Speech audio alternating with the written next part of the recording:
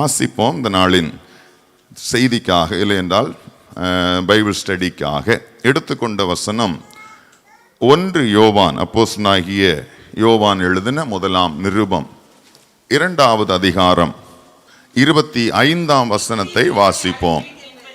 நித்திய ஜீவனை அளிப்பேன் என்பதே அவர் நமக்கு செய்த வாக்குத்தத்தம். ஆங்கிலத்தில் வாசிப்போம். Amen. Praise the Lord. He made to us eternal life. அதுதான் நமக்குடைய சரியான ஒரு டிரான்ஸ்லேஷன். ஆமென். ஆண்டவர் கொடுத்த இந்த வார்த்தைகளுக்காக கர்த்தரை நான் ஸ்தோத்தரிக்கிறேன். ஆண்டவர் சபைக்கு ஆண்டவர் ஒரு வாக்குத்தத்தத்தை கொடுத்திருக்கிறார். சபை கூடி வருதலின் நோக்கம் என்ன? சபைக்கு அப்படின்னு சொன்னோம்னா நம்ம சர்ச்சை மட்டும் பார்க்கக்கூடாது. உலகத்தில் இருக்கிற அத்தனை சபைகளுக்கும் கொடுக்கப்பட்டிருக்கிற வாக்குத்தத்தம் நித்திய ஜீவனை அளிப்பேன். உலகத்தில் எத்தனையோ சபைகள் இருக்கும். இந்த மாத வாக்குத்தத்தம் சொல்லி யாருமே இந்த வாக்குத்தத்தத்தை கொடுத்து கேட்டிருக்கீங்களா? நீங்க? நான் கேட்டதில்லை இது வரைக்கும். அல்லேலூயா. இப்போ எத்தனையோ சபைகள்ல வாக்குத்தத்த ஆராதனைகள் மாதத்தினுடைய முதல் நாள் இல்லையா, வாக்குத்தத்த ஆராதனைகள் எல்லாம் இருக்கும். நீங்க பார்த்துருப்பீங்க, இல்லை கேட்டிருப்பீங்க, இல்லை நீங்க அட்டன் பண்ணியிருப்பீங்க. எந்த சபையில இந்த வாக்குத்தத்த செய்தி கொடுத்திருக்காங்களா இந்த வசனத்தின்படி? ஆனா சபைக்கு கொடுக்கப்பட்டிருக்கிற பிரதானமான வாக்குத்தத்தம் எது? நித்திய ஜீவனை அளிப்பேன் என்பதே அவர் நமக்கு செய்திருக்கிற வாக்குத்தத்தம். ஆமென். இந்த வாக்குத்தத்தம் எல்லா சபைகளுக்கும், எல்லா விசுவாசிகளுக்கும் சுதந்திரமாக ஆண்டவராய் இயேசு கிறிஸ்து மூலமாக ஏற்படுத்தப்பட்டது என்றே தான் நம்ம ஆங்கிலத்தில் வாசிக்கிறோம் இல்லையா? This is the promise that he made to us eternal life. அப்ப இயேசு கிறிஸ்து நமக்காக நித்திய ஜீவனை ஏற்படுத்தி இருக்கிறார். ஆமென். இந்த நித்திய ஜீவனை அடைய வேண்டும் இல்லைன்றால் நீங்கள் பெற்றுக்கொள்ள வேண்டும் என்பதுதான் கர்த்தர் நமக்கு கொடுத்திருக்கிற வாக்குத்தத்தம். Price the Lord. அடுத்தது, இந்த நித்திய ஜீவனை அடைய வேண்டுமானால், பிரைஸ் தி லார்ட், நித்திய ஜீவனை நீங்கள் அளிப்பேன் என்று அவர் வாக்கு கொடுத்திருக்கிறார் சபைக்கு. இப்போ சபைக்கு ஆண்டவர் சொல்லுகிறார், இல்லை கேட்கிறார், இந்த நித்திய ஜீவனை நீங்கள் அடைய வேண்டுமானால், அதுதான் நம்முடைய கேள்வியும் இன்றைக்கான ஸ்டடியும். ஆமென். நித்திய ஜீவனை அடைய வேண்டுமானால், வெரி பேசிக்கான ஸ்டடி. ஆனால் திரும்ப திரும்ப இது சபைகளில் நாம் எடுக்க வேண்டிய ஒரு ஸ்டடியும் கூட. ஆமென். இதுக்கு முன்பாக கூட நான் சில காரியங்களை நான் எடுத்திருக்கிறேன். இதே வசனத்தை கொடுத்து நம்ம அநேக நேரங்கள் ஆலயத்தில் பேசியிருந்தாலும் ஆண்டவர் இந்த வார்த்தையை கொடுத்து, இந்த வார்த்தையின் மூலமாக இந்த பைபிள் ஸ்டடி எடுக்கிறதற்கு கிட்டத்தட்ட 2 வாரமாக ஆண்டவரினுடைய இருதயத்தில் இந்த வார்த்தையை போட்டபடியினால் அதற்காக நான் ஆயத்தப்படுத்தி நான் வந்திருக்கிறேன். ஆமென். கூடுமான வரையிலும் எழுதுவதற்கு முயற்சி பண்ணுங்க. நீங்க கேட்பதோடு மாத்திரமல்ல, நீங்க மற்றவர்களுக்கு சொல்லுவதற்கும் நீங்கள் ஆயத்தம் உள்ளவர்களாக இருக்க வேண்டும். ஆமென்.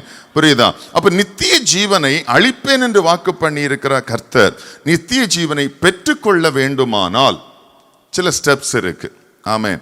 இதுல நான் எனக்கு ஆவியானவர் தந்த ஆலோசனையின்படி 11 ஸ்டெப் நான் எழுதி வச்சிருக்கிறேன். 12வதாக நித்திய ஜீவன். அது 12 ஸ்டெப்ஸ். அப்போ 12வது நம்ம எதை பெற்றுக்கொள்ளுவோம்?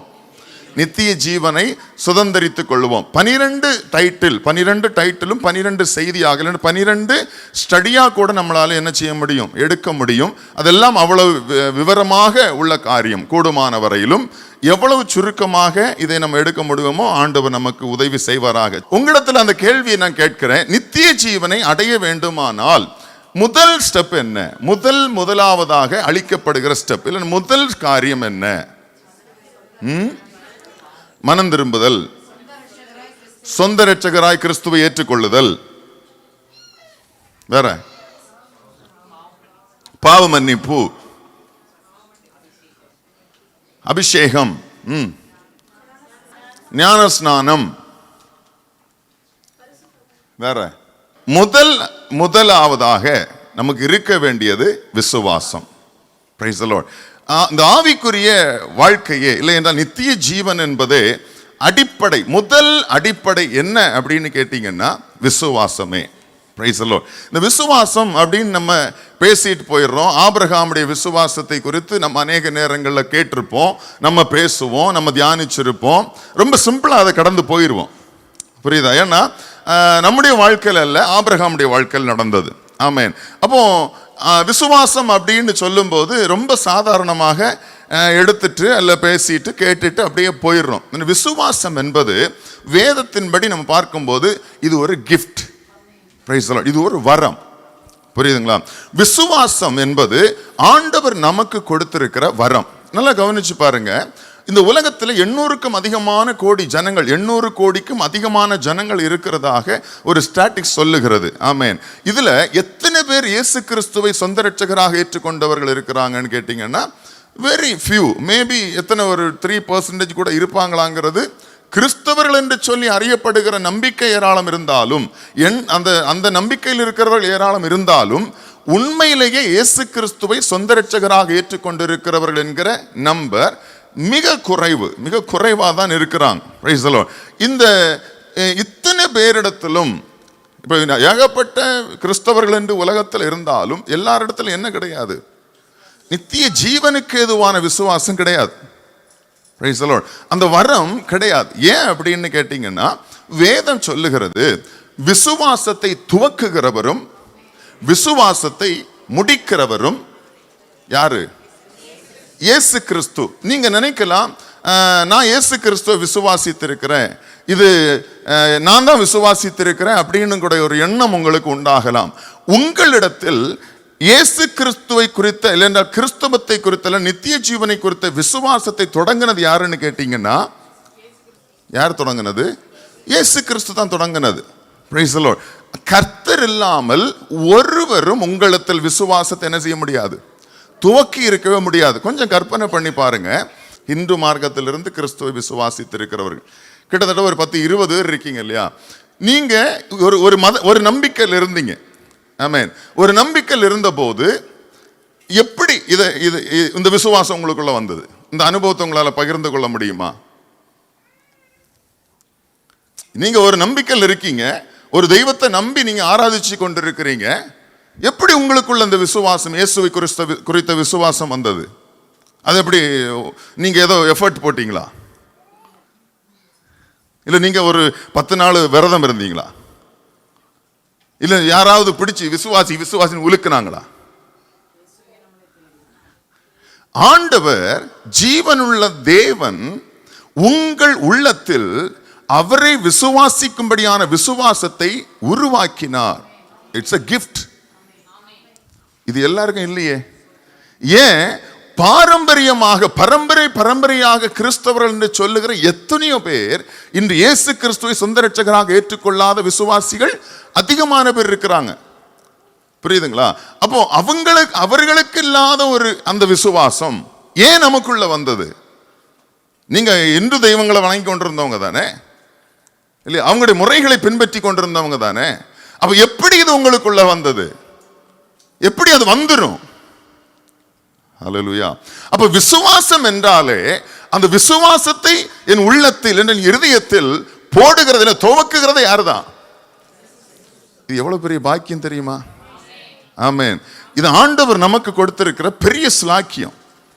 ஹல்லேலூயா. நான் அந்நிய தெய்வ வணக்கம் உள்ளவனாக, புறஜாதி தெய்வ வணக்கம் உள்ளவனாக இருந்தேன். இன்று இயேசு கிறிஸ்துவை விசுவாசிக்கிறேன் என்று சொன்னால் அது உங்களால் அல்ல, தேவன் உங்கள் மேல் வைத்த கிருபை.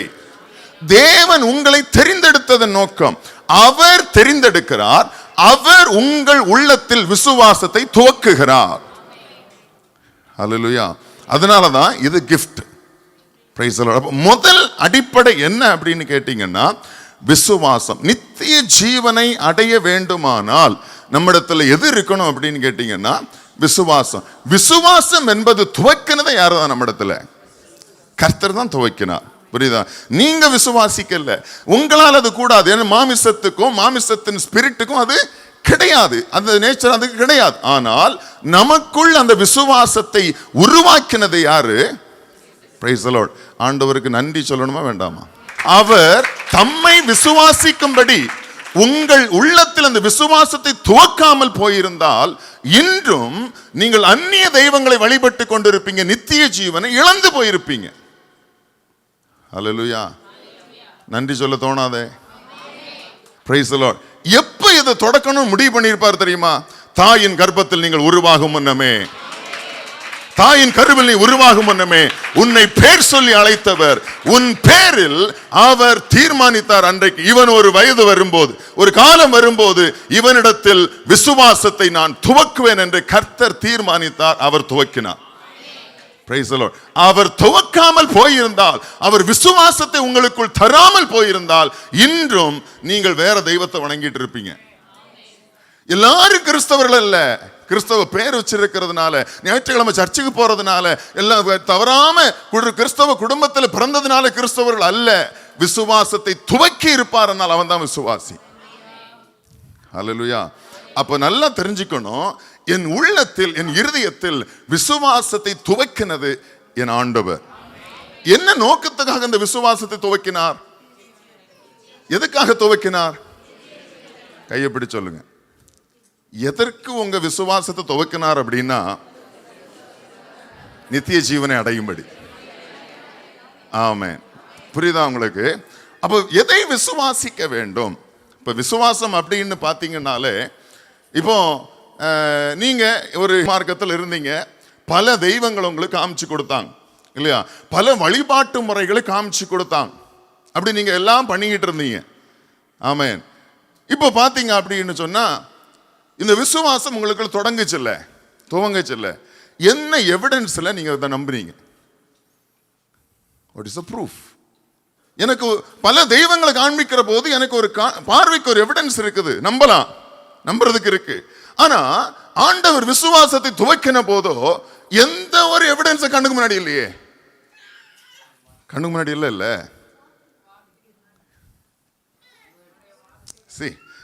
நல்ல கரெக்டா சொன்னான் பையன். வார்த்தை இருக்கட்டும், எல்லாம் இருக்கட்டும், வார்த்தை எழுதப்பட்டிருக்குது. என்ன எவிடன்ஸ் நமக்கு? என்ன ஆதாரத்தில் நீங்க நம்புறீங்க? நம்மளால அப்படி நம்பிட முடியுமா? ஒரு ஆதாரம் இல்லாம மனுஷன் நம்பிடுவானா? அப்படி ஒரு விசுவாசம் வந்துருமா? கர்த்தர் உருவாக்குனதுனால நீங்க நம்புறீங்க. புரியுதா உங்களுக்கு? அப்ப ஆண்டவர் உங்கள் மேல் எவ்வளவு பெரிய தீர்மானத்தை வச்சிருக்கிற பாத்தீங்களா? நித்திய ஜீவனை அளிக்கும்படியாக நம்பப்படுவதற்கு, காண்பதற்கென்று ஒன்றுமில்லாத போதும், ஆமென், அவரே வந்து நான் தான் ஜீவனுள்ள தேவன் என்று சொல்லி அவர் உங்கள் கண்முன்னாக நிற்காமல் இருந்த போதும் உங்கள் உள்ளத்தில் அவரை குறித்த விசுவாசத்தை அவர் துவக்கினார். Praise the Lord. புரியுதா உங்களுக்கு? அப்போ ஆண்டவர் எவ்வளவா உங்களை நேசிக்கிறாரு.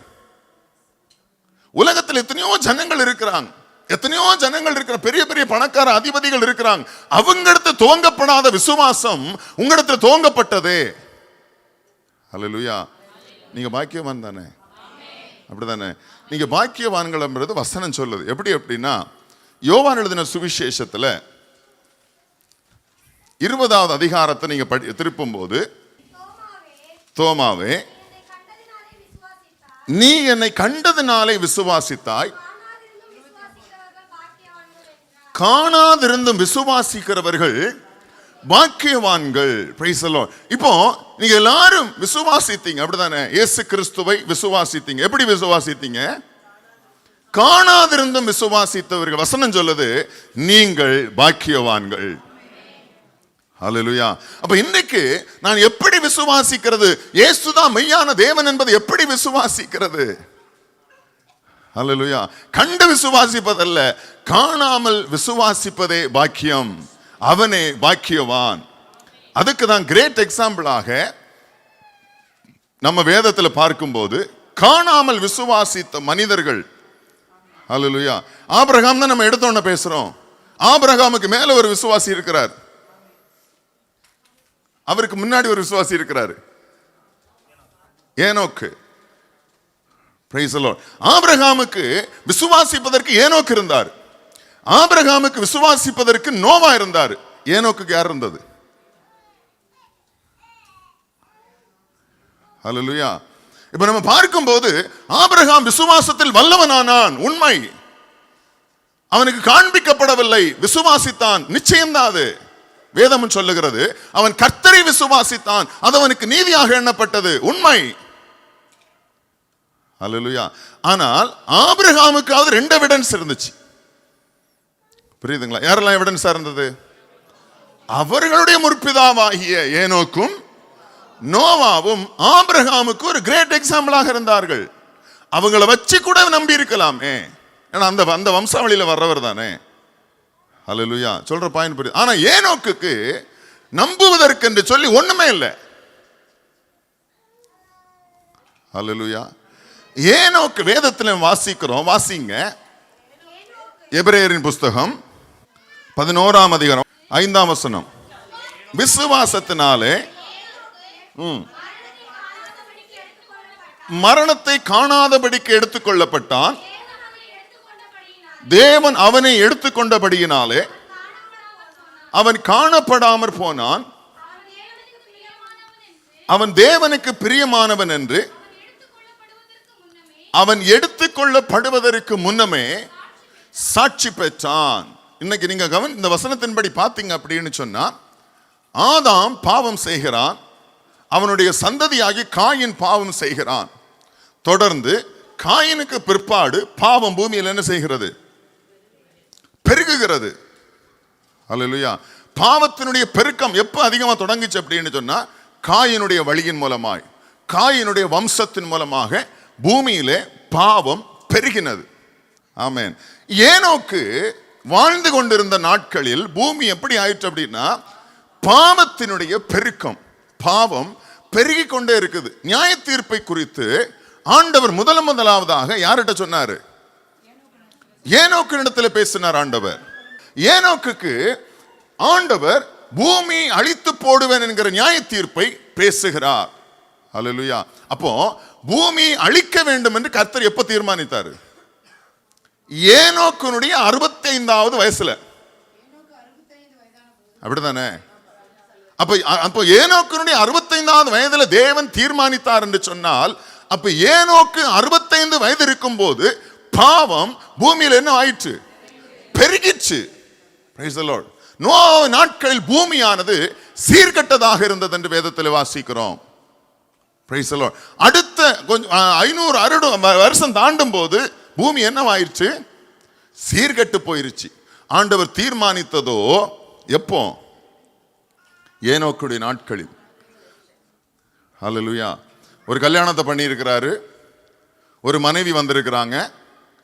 இப்போ ஏனோக்குட்ட ஆண்டவர் சொல்றாரு, உனக்கு ஒரு குமாரன் பிறப்பான், அவனுக்கு மெத்துசலா என்று பெயரிடுவாயாக, அவன் மரிக்கும் நாளிலே நியாய தீர்ப்பு உண்டாகும், நிறைவேறும், இல்லைன்னா வெளிப்படும். அந்த நியாய தீர்ப்பு எப்போ வெளிப்பட்டது? நோவாவின் 600ஆம் வருஷத்தில் நிறைவேறினது. ஹல்லேலூயா. சொல்ற புரியுதா? இப்போ இதை ஆண்டவர் திடீர்னு சொல்றார். குமாரன் பிறப்பான்னு சொல்றத கூட ஓகே, குமாரன் பிறந்துருவான். ஒரு நியாய தீர்ப்பு ஒன்று வரப்போகிறது, இவன் மரிக்கிற நாளிலே அது வரும் அப்படின்னு சொல்லி ஆண்டவர் ஒரு வாக்குத்தத்தத்தை கொடுக்கிறார். ஹல்லேலூயா. அன்றைக்கு யாரிடத்திலும் ஆண்டவர் நியாய தீர்ப்பு குறித்து பேசல, ஏனோக்கு இடத்துல பேசினார். Price the Lord. ஏனோக்கு அதை விசுவாசித்தான். அதனாலதான் எபிரேயர் சொல்றது, வசனம் சொல்லுது, விசுவாசத்தினாலே ஏனோக்கு, விசுவாசத்தினாலே ஏனோக்கு. அடுத்தது நீங்க கொஞ்சம் தள்ளி வந்தீங்க அப்படின்னு சொன்னா, நோவா பிறக்கிறார். நோவாவும் 500 வருஷம் ஆகுது. பூமி இப்ப என்ன ஆயிடுச்சு? பாவங்களினால் நிறைந்து எல்லா இடங்களிலும் சீர்கேடு வந்து முழுவதுமாக சீர்கெட்டு போயிருந்தது. இப்ப ஆண்டவர் நோவாவை கூப்பிடுறார். நோவாவை கூப்பிட்டு என்ன சொல்றாருன்னா, நம்பவே முடியாத ஒரு காரியத்தை செய்ய சொல்றார். ஹல்லேலூயா. அவன் அதுவரையிலும் கண்டிராததும் கேள்விப்படாததும் பார்த்திராததுமான ஒரு காரியத்தை நோவாவுக்கு என்ன செய்றார்? ஆண்டவர் வெளிப்படுத்துகிறார். நான் பூமியை ஜலத்தினால் அழிக்கப் போகிறேன். ஹல்லேலூயா. நீ என்ன பண்ணு? ஒரு பேழையை உண்டாக்குவாயாக. இப்ப நோவா என்ன பண்றாரு? அதே 11ஆம் அதிகாரத்தில் 7ஆம் வசனத்தை வாசிங்க. விசுவாசத்தினாலே, வசனம் எப்படி சொல்லுது பாத்தீங்களா? விசுவாசத்தினாலே நோவா அவனுடைய காலத்திலே காணாதவைகளை குறித்து, அந்த காலத்தில் தேவனுடைய எச்சரிப்பை பெற்று பயபக்தி, அந்த எச்சரிப்பு பெற்ற மாத்திரத்தில் பயபக்தி உள்ளவனாகி தன் குடும்பத்தை ரட்சிப்பதற்கு பேழையை உண்டு பண்ணினான். அதனாலே அவன் வாழ்ந்த அந்த உலகம் ஆக்கினைக்குள்ளாக தீர்த்து விசுவாசத்தினால் உண்டாகும் நீதிக்கு சுதந்திரவாளியானான். இப்ப விசுவாசத்தினால் வரக்கூடிய நீதிக்கு ஆபிரகாமுக்கு முன்னாடி யார் சுதந்திரவாளியா இருக்கிறது? Noah. Praise the Lord. Abraham விசுவாசித்தான், அது அவனுக்கு நீதியாக எண்ணப்பட்டது. ஆபிரகாமுடைய வம்சாவளியில், அந்த ஆபிரகாம் மூலமா யாரெல்லாம் விசுவாசிப்பார்களோ அவர்கள் எல்லாருடைய விசுவாசம் நீதியாக எண்ணப்படும் என்று பவுல் எழுதி வைத்திருக்கிறார். அல்லேலூயா. ஆனால் அதற்கு முன்பாக விசுவாசம், யாருடைய விசுவாசம் நீதியாக எண்ணப்பட்டது? அப்ப வாழ்ந்த காலத்தில் அவன் அதுவரையிலும் கண்டிராததும் கேட்டிராததுமான ஒரு காரியம். அல்லேலூயா. இப்ப நோவாட்ட ஆண்டவர் பேசுறார். பேசும்போது இதை எப்படி நான் அறிவேன், இதை நான் எப்படி நம்புறது அப்படின்னு ஆண்டவர்ட்ட அவர் என்ன செய்யல, கேள்வி கேட்கல. அல்லேலூயா. நம்மளா என்ன பண்ணியிருப்போம்?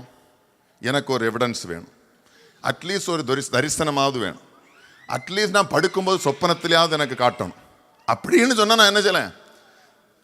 அப்படித்தானே கேட்டிருப்பீங்க. ஆனா நோவா என்ன செய்யல? என்ன செய்யலையா? எதுவுமே கேட்கல. அவன் ஆண்டவர் அவனிடத்துல பேசின போது தேவ எச்சரிப்பு என்று சொல்லி அதை விசுவாசித்தான். அல்லேலூயா. விசுவாசித்த பிற்பாடு என்ன பண்ணா? பேழையை கட்ட ஆரம்பித்தான். ஆமென். பேழையை கட்டி கொண்டிருந்த நோவா 100 வருஷம் பேழையை கட்டி முடித்தது மாத்திரமல்ல, பிரசங்கமும் பண்ணினார். வேதம் சொல்லுகிறது அவன் நீதியை பிரசங்கித்தான். 1 பேதுருவிலே நம்ம வாசிக்க முடியும், வேண்டாம் அதெல்லாம் வாசிக்க வேண்டாம். அவர் பேதுரு என்ன எழுதி வச்சிருக்கிறார், என்ன பண்ணாராம்? உலகமெங்கிலும் நீதியை பிரசங்கித்தான் என்று சொல்லி நம்ம வாசிக்கிறோம். அல்லேலூயா. 3வது மனுஷன் தான் யாரு அப்படின்னா ஆபிரகாம். ஆபிரகாமுடைய விசுவாசம் அதே போன்ற ஒரு விசுவாசம். ஆமென்.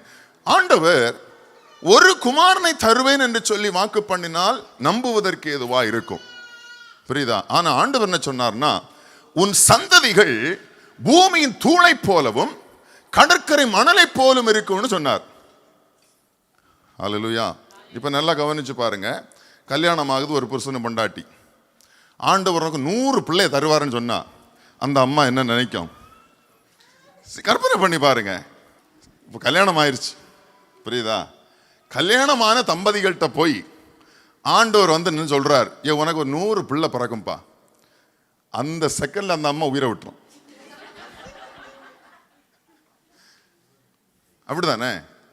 இது எப்படி நம்புறது? இது எப்படி சாத்தியம்? இப்படிப்பட்ட கேள்வி தானே வரும். அப்படிதானே வரும். நம்ம 2-3 பிள்ளைகளை பெத்துக்கிட்டே கண்ணை தள்ளுதுங்க. அப்படிதானே? இயல்பா தானே? ஒரு பிள்ளையை பெத்த உடனே அந்த அம்மா என்ன சொல்லும்? போதும் போதும் ஆயிடுச்சு, இனிமே இன்னொரு பிள்ளையா? யார் தாங்கிறது? அன்னைக்கு 10 பிள்ளைகளை பெத்து போட்டு ஜம்முன்னு இருந்தாங்க. சரி, அப்படியே 2வது பிள்ளை ஒண்ணு வேணுமே அப்படின்னு சொல்லி 2 பிள்ளையை பெத்துக்கிறோம். அதுக்கு மேல அல்லேலூயா. இப்ப ஆண்டவர் வாக்கு பண்றாரு ஆபிரகாமுக்கு, உனக்கு ஒரு பையனை தருவேன்னு சொன்னா ஓகே, ஆண்டவர் ஒரு பையனை கொடுப்பாரு. 2 பிள்ளையை தருவேன்ப்பா அப்படின்னு சொன்னா 2. அன்னைக்கு ஆபிரகாமின் காலத்துல ஒரு 10 தருவேன்னு சொல்லியிருந்தா கூட ஓகே தான். அது 10-15 நாள் அன்னைக்கு அவங்க பெத்துக்கிட்டாங்க, புரியுது? ஆனா ஆண்டவர் என்ன சொன்னாரு, நீ வானத்தின் நட்சத்திரத்தை எண்ண கூடுமானால் எண்ணு. எந்த வயசுல? 75 வயசுல. அல்லேலூயா. புரியுதா உங்களுக்கு? உனக்கு என்ன கூடுமானால் நீ எண்ணு. அப்ப வானத்தின் நட்சத்திரத்தை என்ன செய்ய முடியாது? எண்ண முடியாது. ஒரு மனுஷனால என்ன செய்ய முடியாது? எண்ண முடியாது. அப்ப ஆபிரகாம் யோசிச்சிருக்கலாம் இல்லையா? அப்படிதானே? வானத்தின் நட்சத்திரத்தையே என்னால் எண்ண முடியாது, இப்படி இருக்கும் போது எப்படி வானத்தின் நட்சத்திரங்களை போலவும் கடற்கரை மணலை போலவும் எனக்கு பிள்ளை பிறக்கும்? இது நம்புவதற்கு எதுவா இல்லையே, நம்ப முடியாது இல்லையா? ஒரு பிராக்டிக்கலா யோசிச்சு பாருங்க. நம்ப முடியுமா? நம்மளை நம்ப முடியுமா? நம்ம ஒரு 10 பிள்ளை பிறக்கும்னு சொன்னா நம்புவோமா? ஒரு 100 பிள்ளை நமக்கு பிறக்கும்னு சொன்னா நம்புவோமா? அப்படி நம்ம நம்ப முடியாதுல்ல, நம்மளா நம்ப முடியல. ஆபிரகாம் வேதம் சொல்லுகிறது அதை என்ன செய்தானாம்? விசுவாசித்தான், அது அவனுக்கு நீதியாக எண்ணப்பட்டது. எந்த வசனம் அப்படின்னு பாத்தீங்கன்னா, ரோமருக்கு பவுல் எழுதின நிருபம் 4ஆம் அதிகாரம் வாசிங்க, 3ஆம் வசனம். ஆபிரகாம் தேவனை விசுவாசித்தான், அது அவனுக்கு நீதியாக எண்ணப்பட்டது என்று. நல்ல கவனிங்க, ஒரு குமாரனை தருவேன் என்பது அல்ல அவன் விசுவாசித்தது. அவன் எப்ப விசுவாசித்தான் அப்படின்னு சொன்னா, உன்னுடைய சந்ததி நட்சத்திரங்கள் அளவாய் எண்ணக்கூடாததா இருக்கும், அதைத்தான் அவன் விசுவாசித்தான். எங்க இருக்கு அப்படின்னா, ஆதியாகமம் 15ஆம் அதிகாரம் 5வது வசனம் வாசி. அவர் அவனை வெளியே அழைத்து, வானத்தை அண்ணாந்து பார்,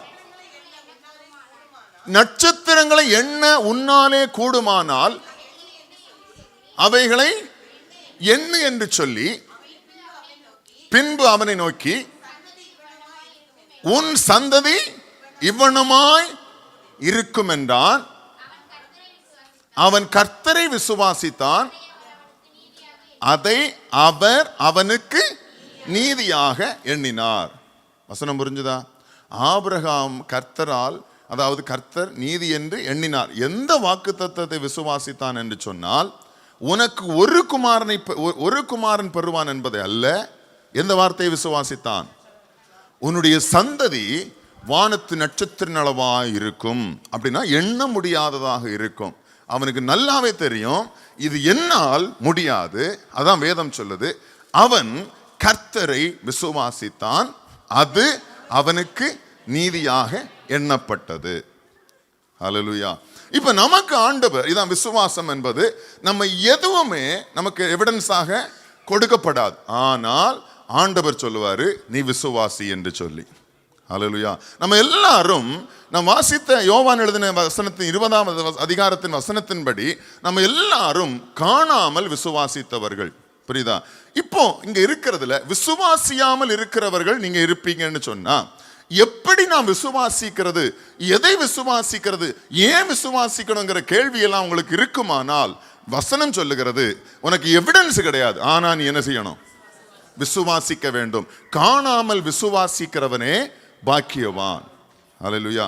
ஆனா அந்த பூமியில சிலருக்கு ஆண்டவர் எவிடன்ஸை கொடுத்து விசுவாசிக்க வைத்திருக்கிறார். இல்லைன்னு சொல்ல முடியாது. ஆனால் அது வெரி ஃபியூ. பைபிள்ல வாசிக்கும் போது சாட்சியாக அதை கண்டு விசுவாசித்தவர் யாரு? புதிய ஏற்பாட்டுல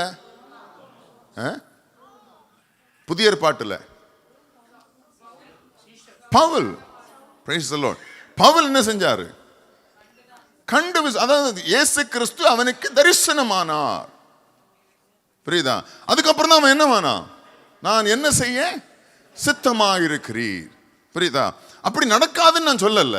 ஆனால் நம்ம அநேகராகிய விசுவாசிகள் எப்படிதான் விசுவாசித்தாங்க அப்படின்னு சொன்னா, காணாமல் தான் விசுவாசித்தாங்க. இந்த காணாமல் விசுவாசிக்கிற விசுவாசம் யார் துவக்கினது? யார் துவக்கினது? கர்த்தர் தான் துவக்கினார். ஹல்லேலூயா. உங்களிடத்தில் விசுவாசத்தை துவக்கினவரும் அவரே, அவருக்கே மகிமை உண்டாவதாக. Price the Lord. அதான் சங்கீதக்காரன் சொன்னா, நம்ம வாசித்த 27ஆம் சங்கீதத்துல, நான் ஜீவனுள்ளோர் தேசத்திலே நடப்பேன் என்று விசுவாசியாமல் போயிருந்தால் கெட்டு போயிருப்பேன். ஹல்லேலூயா. நான் ஜீவனுள்ளோர் தேசத்திலே நடப்பேன் என்கிற விசுவாசம் எனக்கு இல்லாமல் போயிருந்தால் நான் என்ன பண்ணியிருப்பேன்? கெட்டே போயிருப்பேன். ஹல்லேலூயா. அப்ப இந்த காலவேளையில் ஆண்டவர் சொல்றாரு, முதலாவதாக நித்திய ஜீவனை நீங்கள் அடைய வேண்டுமானால் என்ன செய்யணும்? விசுவாசிக்க வேண்டும். விசுவாசம் என்பது எப்படிதான் வரும் அப்படின்னு கேட்டீங்கன்னா, தேவனாலே தான் உங்களுக்கு என்ன செய்யப்படும்? உங்கள் இருதயத்தில் உருவாக்கப்படும். இப்போ உங்களுக்கு விசுவாசம் இல்லை என்று சொன்னால், இப்ப நம்ம ஆண்டவருடைய சமூகத்தில் ஒரு ஜெபம். ஆண்டவரே, நீர் விசுவாசத்தை துவக்குகிறவரும் முடிக்கிறவரும் என்று நான் அறிவேன். நீர்தான் விசுவாசத்தை துவக்குகிறவரும் முடிக்கிறவருமாயிருக்கிறீர். என் உள்ளத்தில் உம்மை குறித்த விசுவாசத்தை துவக்கும். ஹல்லேலூயா. ஜெபம் பண்ணலாமா? ஜெபிக்கலாமா? என் உள்ளத்தில் என்ன உருவாகணும்?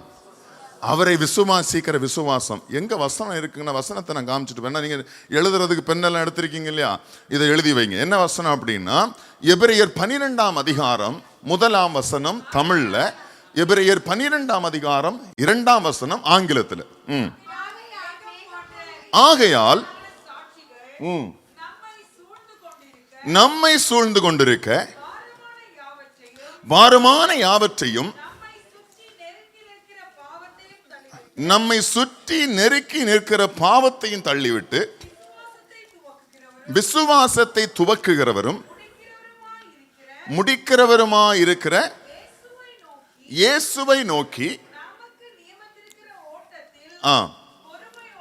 பொறுமையோட ஓட கடவோம். அப்ப விசுவாசத்தை துவக்குகிறவரும் முடிக்கிறவரும் கர்த்தராகிய இயேசு கிறிஸ்து. வசனம் எங்க இருக்கு? எபிரேயர் 12:1 தமிழ்ல, ஆங்கிலத்துல 2ஆம் வசனம். சரியா? இந்த நித்திய ஜீவனை குறித்து ஒரு யோவான் என்னென்ன சொல்லி இருக்கிறார் விசுவாசத்தை குறித்து வாசிக்கிறோம். ஒரு சில வசனங்களை உங்களுக்கு நான் வாசிக்க விரும்புகிறேன், எழுதிக்கங்க, வாசிங்க. 1 யோவான் 5ஆம் அதிகாரத்துல வாசிங்க, 11 வாசிங்க. இப்ப நம்ம பார்த்தோம் 2:15 என்ன வாசித்தோம்? அவர் நமக்கு நித்திய ஜீவனை அளிப்பேன் என்று வாக்கு பண்ணி இருக்கிறார் இல்லையா? இங்க யோவான் சொல்றாரு நித்திய ஜீவனை நமக்கு தந்திருக்கிறார். நல்லா புரிஞ்சு படிக்கணும். நித்திய ஜீவனை அவர் நமக்கு தந்திருக்கிறார். அந்த ஜீவன் அவருடைய குமாரனில் இருக்கிறது என்பதே அடுத்த டெஸ்டிமனி. என்னதான்? அந்த ஜீவன் குமாரனாகிய இயேசு கிறிஸ்துவுக்குள் இருக்கிறது என்பதே. அது ஆங்கிலத்தில் என்ன போட்டிருக்காங்க அப்படின்னா, this is the testimony. நம்ம முதல்ல வாசித்தோம், this is the முதல்ல வாசிக்கும் போது என்ன வாசித்தோம்? promise he has made us இல்லையா? இங்க என்ன வாசிக்கிறோம்? this is the testimony that God gave us eternal life. இப்போ இது இரண்டாவது நித்திய ஜீவன் என்பது ஒரு டெஸ்டிமனி. இது யாருக்குள் இருந்தது? தொடர்ந்து வாசிங்க. குமாரனை உடையவன் ஜீவனை உடையவன், தேவனுடைய குமாரன் இல்லாதவன் ஜீவன் இல்லாதவன். உங்களுக்கு நித்திய ஜீவன் உண்டென்று நீங்கள் அறியவும் தேவ குமாரனின் நாமத்தின் மேல் நீங்கள் விசுவாசமாய் இருக்கவும் தேவ குமாரனுடைய நாமத்தின் மேல் விசுவாசமாய் இருக்கிற உங்களுக்கு இவைகளை எழுதியிருக்கிறேன். அப்போ இந்த நித்திய ஜீவனை அடைய வேண்டுமானால் முதலாவது நம்ம வாசித்தோம், நமக்கு விசுவாசம் தேவை. இந்த விசுவாசத்தை துவக்குகிறவர் யாரு? கர்த்தர். இந்த விசுவாசத்தை, அதாவது இரண்டாவது அடுத்தது என்ன அப்படின்னு கேட்டீங்கன்னா, யாரை விசுவாசிக்க வேண்டும்? நம்ம வாசித்த அந்த வசனத்தின்படி குமாரனாகிய இயேசு கிறிஸ்துவை விசுவாசிக்க வேண்டும். ஏன் குமாரனாகிய இயேசு கிறிஸ்துவை விசுவாசிக்க வேண்டும் என்று சொன்னால், அவருக்குள் ஜீவன் இருப்பதே சாட்சி. அவருக்குள் என்ன இருந்தது? ஜீவன் இருந்தது. இன்னும் யோவான் எழுதின சுவிசேஷத்தினுடைய 3ஆம் அதிகாரத்தை எடுங்க. இப்ப 15 வாசிங்க. தன்னை விசுவாசிக்கிறவன் எவனோ, இப்ப நான் சொன்னேன் யாரை விசுவாசிக்கணும்? குமாரனாகிய இயேசு கிறிஸ்துவை. இப்ப இயேசு சொல்றாரு, என்னை விசுவாசிக்கிறவன் எவனோ அவன் என்ன செய்வதில்லை? கெட்டு போவதில்லை. சங்கீதக்காரன் சொன்னான், நான் ஜீவனுள்ளோர் தேசத்தில் நடப்பேன் என்று விசுவாசியாதிருந்திருந்தால் கெட்டு போயிருப்பேன். இங்க வசனம் சொல்லுது, என்னை விசுவாசிக்கிறவன் எவனோ அவன் என்ன செய்வதில்லை? கெட்டு போகாமல் நித்திய ஜீவனை அடையும்படிக்கு உயர்த்தப்பட வேண்டும். அப்போ அவரை விசுவாசிக்கிறவன் என்ன செய்வதில்லை? கெட்டு போவது இல்லை. அப்ப இயேசு கிறிஸ்துவை விசுவாசித்து ஒருத்தன் கெட்டு போனேன்னு சொல்லி ஒருவரும் டெஸ்டிமனி சொல்ல முடியாது. ஹல்லேலூயா. புரியும் நினைக்கிறேன். ஆமென். நான் இயேசுவை விசுவாசித்து கெட்டு போனேன் என்று சொல்லி ஒருவராலும் சொல்ல முடியாது. புரியுதா? தொடர்ந்து வாசிங்க. 36ஆம் வசனம் அதே அதிகாரத்தில், குமாரனிடத்தில் விசுவாசமாய் இருக்கிறவன். ஆமா, இப்போ குமாரனை நீ விசுவாசித்துட்டீங்கன்னு சொன்னா உங்களுக்கு என்ன ஆயிருச்சு? என்ன உண்டாயிருச்சு? நித்திய ஜீவனை உடையவர்களானீர்கள். ஹல்லேலூயா. அப்ப நான் இயேசு கிறிஸ்துவை எதற்கு நான் விசுவாசிக்கணும்? விசுவாசிக்கிறதுனால என்ன பயன் அப்படின்னா, உங்களுக்கு நித்திய ஜீவன் கிடைக்கும். நீங்க எப்படிப்பட்டவன் ஆயிட்டீங்க? நித்திய ஜீவனை உடையவர்களானீர்கள். ஹல்லேலூயா. அடுத்த வாசிங்க தொடர்ந்து. குமாரனை விசுவாசியாதவனோ ஜீவனை காண்பதில்லை, தேவனுடைய கோபம். ஆமா, அப்ப இயேசு கிறிஸ்துவை விசுவாசியாத விசுவாசிகள் மேல், ஹல்லேலூயா, விசுவாசிகள் மேல். ஆமா, நான் சொன்னேன் நிறைய கிறிஸ்தவங்க இருக்காங்க, ஆனா இயேசு கிறிஸ்துவை சொந்த ரட்சகராக ஏற்றுக்கொள்ளாத விசுவாசிகள் பெருங்கூட்டம். இந்த விசுவாசிகள் மேலும் விசுவாசியாத வெளியே இருக்கக்கூடிய புறஜாதி ஆகிய கூட்டத்தின் மேலும் என்ன வருமா? தேவனுடைய கோபம். அப்போ ஆண்டவர் உங்கள் உள்ளத்தில் விசுவாசத்தை துவக்கினதுடைய நோக்கம் என்ன? தேவ கோபத்திலிருந்து நீங்கள் தப்பிக்கும்படியாக, வரப்போகிற கோபாக்கனையிலிருந்து நீங்கள் தப்பித்துக் கொள்ள வேண்டும் என்பதற்காக விசுவாசத்தை உங்களுடைய உள்ளத்தில் கர்த்தர் துவங்கினார். கரங்களை தட்டி கர்த்தர் மகிமைப்படுத்துவோமா? ஏன் விசுவாசத்தை தொடங்கணும்? எதற்கு ஆண்டவர் ஆண்டவராகிய தேவன் நம்முடைய இருதயத்தில் விசுவாசத்தை துவக்கினார்? வரப்போகிற தேவனுடைய நியாய தீர்ப்பிலிருந்து தப்பிவிக்கப்படும்படி. ஹல்லேலூயா. இப்போ உங்களுடைய யார்கிட்டயாவது விசுவாசம் இல்லாம இருக்கும்னு சொன்னா நீ ஜெபம் பண்ணணும். பார்த்துங்க, ஆண்டவரே என் உள்ளத்தில் விசுவாசத்தை துவக்கும். அவர் துவக்கினால் அவர் முடிப்பார். ஹல்லேலூயா. உலக பிரகாரமான காரியத்துக்கான வாக்குத்தத்தம் அல்ல நான் சொல்றது. விசுவாசத்தை அவர் உங்களில் துவக்கினார் என்று சொன்னால் அந்த விசுவாசத்தை அவர் முடிப்பார். ஹல்லேலூயா. நம்ம ஆண்டவருடைய சமூகத்தில் துவக்கிறத பத்தி தான் பேசணும். ஆமென். யாருடைய உள்ளத்தில் அதுங்க இருக்கிற நம்ம விசுவாசிகளை பார்த்து, பிள்ளைகளை பார்த்து சொல்றேன், உங்களுக்கு இயேசு கிறிஸ்துவை குறித்த விசுவாசம் உங்களுக்குள் இல்லாம இருக்கும்னு சொன்னா, நிறைய பேர் இடத்துல இப்போ இஸ்லாமியர்கிட்ட கேட்டிங்கன்னா இயேசு விசுவாசி, ஆமா நாங்கள் விசுவாசிக்கிறோம், எங்களுக்கு தெரியும் அவர் தான் வரப்போறார் அப்படின்னு சொல்லுவாங்க. அதல்ல. ஹல்லேலூயா. அதை குறித்து அவங்க வசனம் சொல்லல. ஒருவன் குமாரனை உடையவன் ஆனால் அவனுக்கு என்ன உண்டு? நித்திய ஜீவன் உண்டு. அது போக போக உங்களுக்கு புரியும் என்ன விசுவாசம் என்பது. ஆமென். வாசிங்க தொடர்ந்து. அதே அதிகாரத்தில், சரி 5ஆம் அதிகாரத்தில் 24ஆம் வசனத்தை வாசிங்க. என் வசனத்தை கேட்டு என்னை அனுப்பினவரை விசுவாசிக்கிறவனுக்கு. ஏன் விசுவாசிக்கணும்? ஏன் விசுவாசிக்கணும்? அவனுக்கு என்ன உண்டு? நித்திய ஜீவன் உண்டு. Price the Lord. ஏப்பா இயேசுவை விசுவாசிக்கணும்? எனக்கு நித்திய ஜீவன் உண்டு. ஹல்லேலூயா. ஏன் நான் விசுவாசிக்கணும்? எனக்கு ஆக்கினை தீர்ப்பு கிடையாது. ஏன் நான் விசுவாசிக்கணும்? எனக்கு ஆண்டவர் நித்திய ஜீவனை தந்திருக்கிறார். வாசிங்க தொடர்ந்து. அவன் ஆக்கினை தீர்ப்புக்கு உட்படாமல் மரணத்தை விட்டு நீங்கி ஜீவனுக்கு உட்பட்டிருப்பான். நல்லா கவனிங்க, இயேசு சொல்றாரு அவன் ஜீவனுக்கு உட்பட்டிருப்பான். அவன் எந்த பவுண்டரிக்குள்ள வந்துட்டான்? எந்த பவுண்டரிக்குள்ள வந்துருவானா? ஜீவன் என்கக்கூடிய அந்த பவுண்டரிக்குள்ள வந்துருவானா? ஹல்லேலூயா. இப்ப ஜீவன் யாருக்குள் இருந்தது? அவருக்குள் இருந்தது. இப்ப நீங்க எந்த பவுண்டரிக்குள்ள வந்துடுறீங்க? அந்த இயேசு கிறிஸ்து ஆகிய அந்த ஜீவன் என்கக்கூடிய பவுண்டரிக்குள்ள வந்துட்டீங்க. இனி உங்களுக்கு என்ன கிடையாது? மரணம் உண்டு. இயேசு கிறிஸ்துவின் வருகை தாமதிக்குமானால் மரணம் உண்டு. வருகை சீக்கிரம் என்று சொன்னால் ஏனோக்கை போல எடுத்துக்கொள்ளப்படுவோம். விசுவாசிக்கிறீங்களா? ஆமா, நல்ல சத்தமா சொன்னீங்க. ஸ்தோத்திரம். இப்ப இயேசுவை விசுவாசிக்கிறவங்க எத்தனை பேருங்க? Price the Lord. புரியுதா? அடுத்தது வாசிங்க. 6ஆம் அதிகாரம் 40ஆம் வசனத்தை வாசிங்க.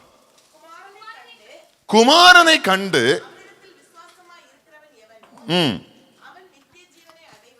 அவன் நித்திய ஜீவனை அடைவதும்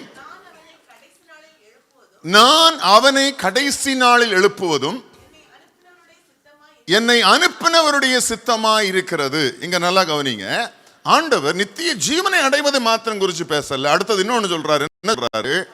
அவனை கடைசி நாளில் நான் எழுப்புவேன். ஹல்லேலூயா.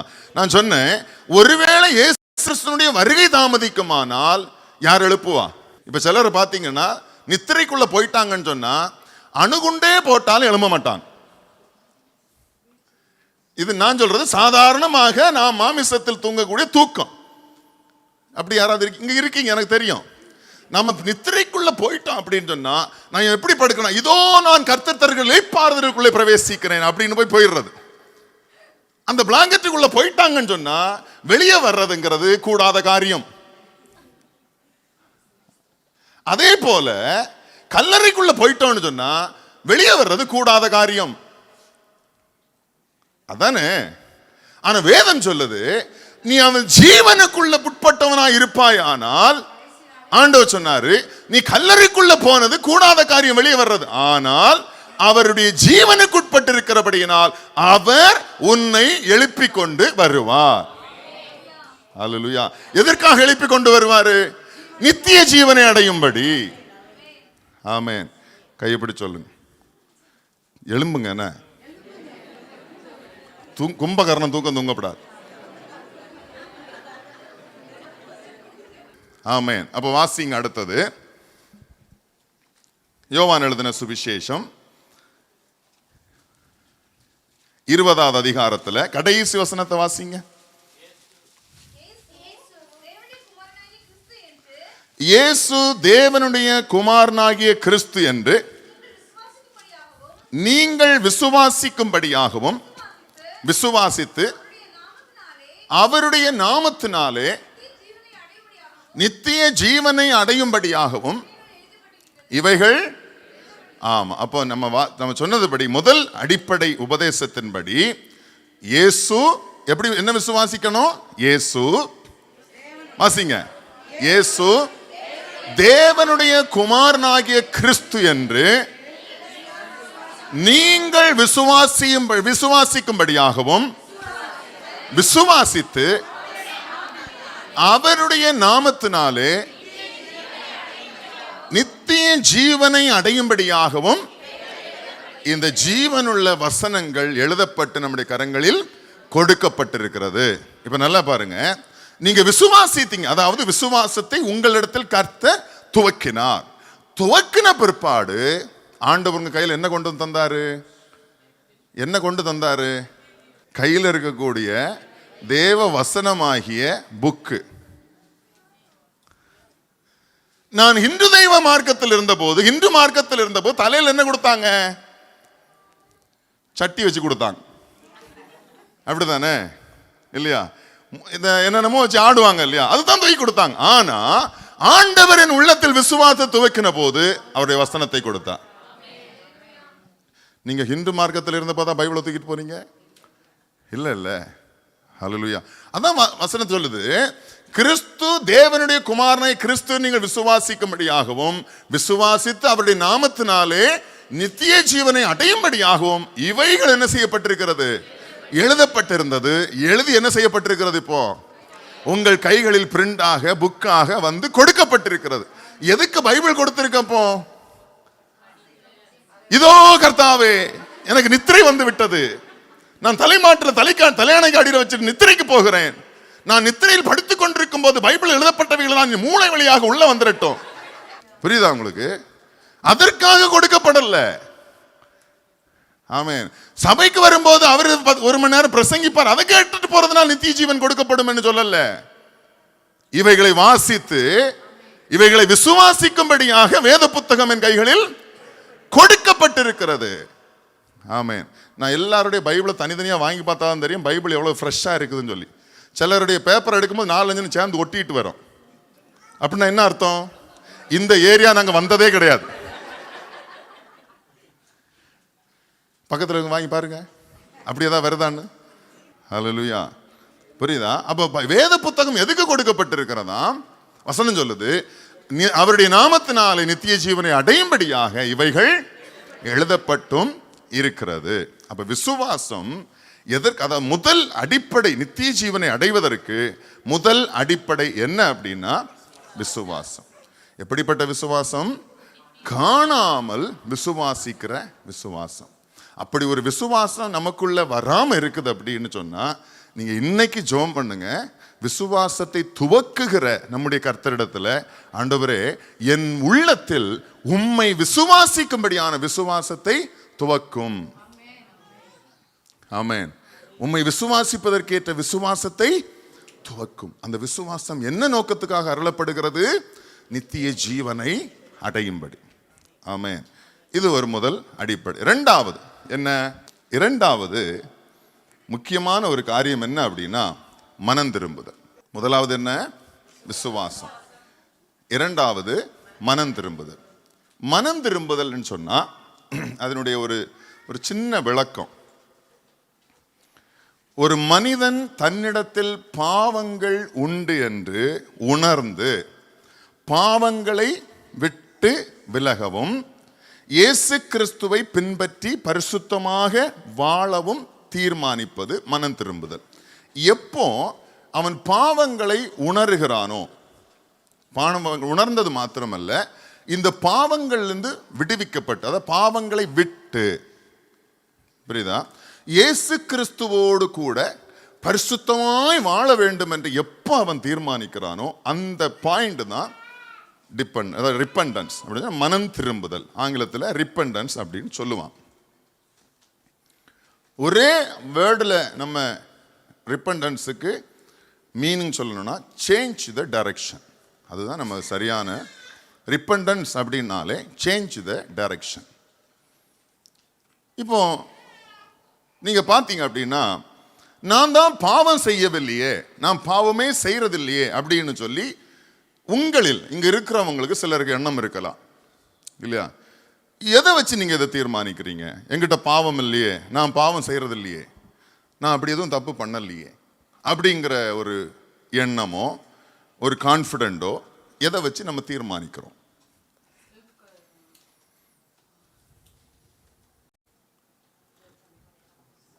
உங்களுக்கு தெரிஞ்ச சில நீதியின்படி இல்லையா?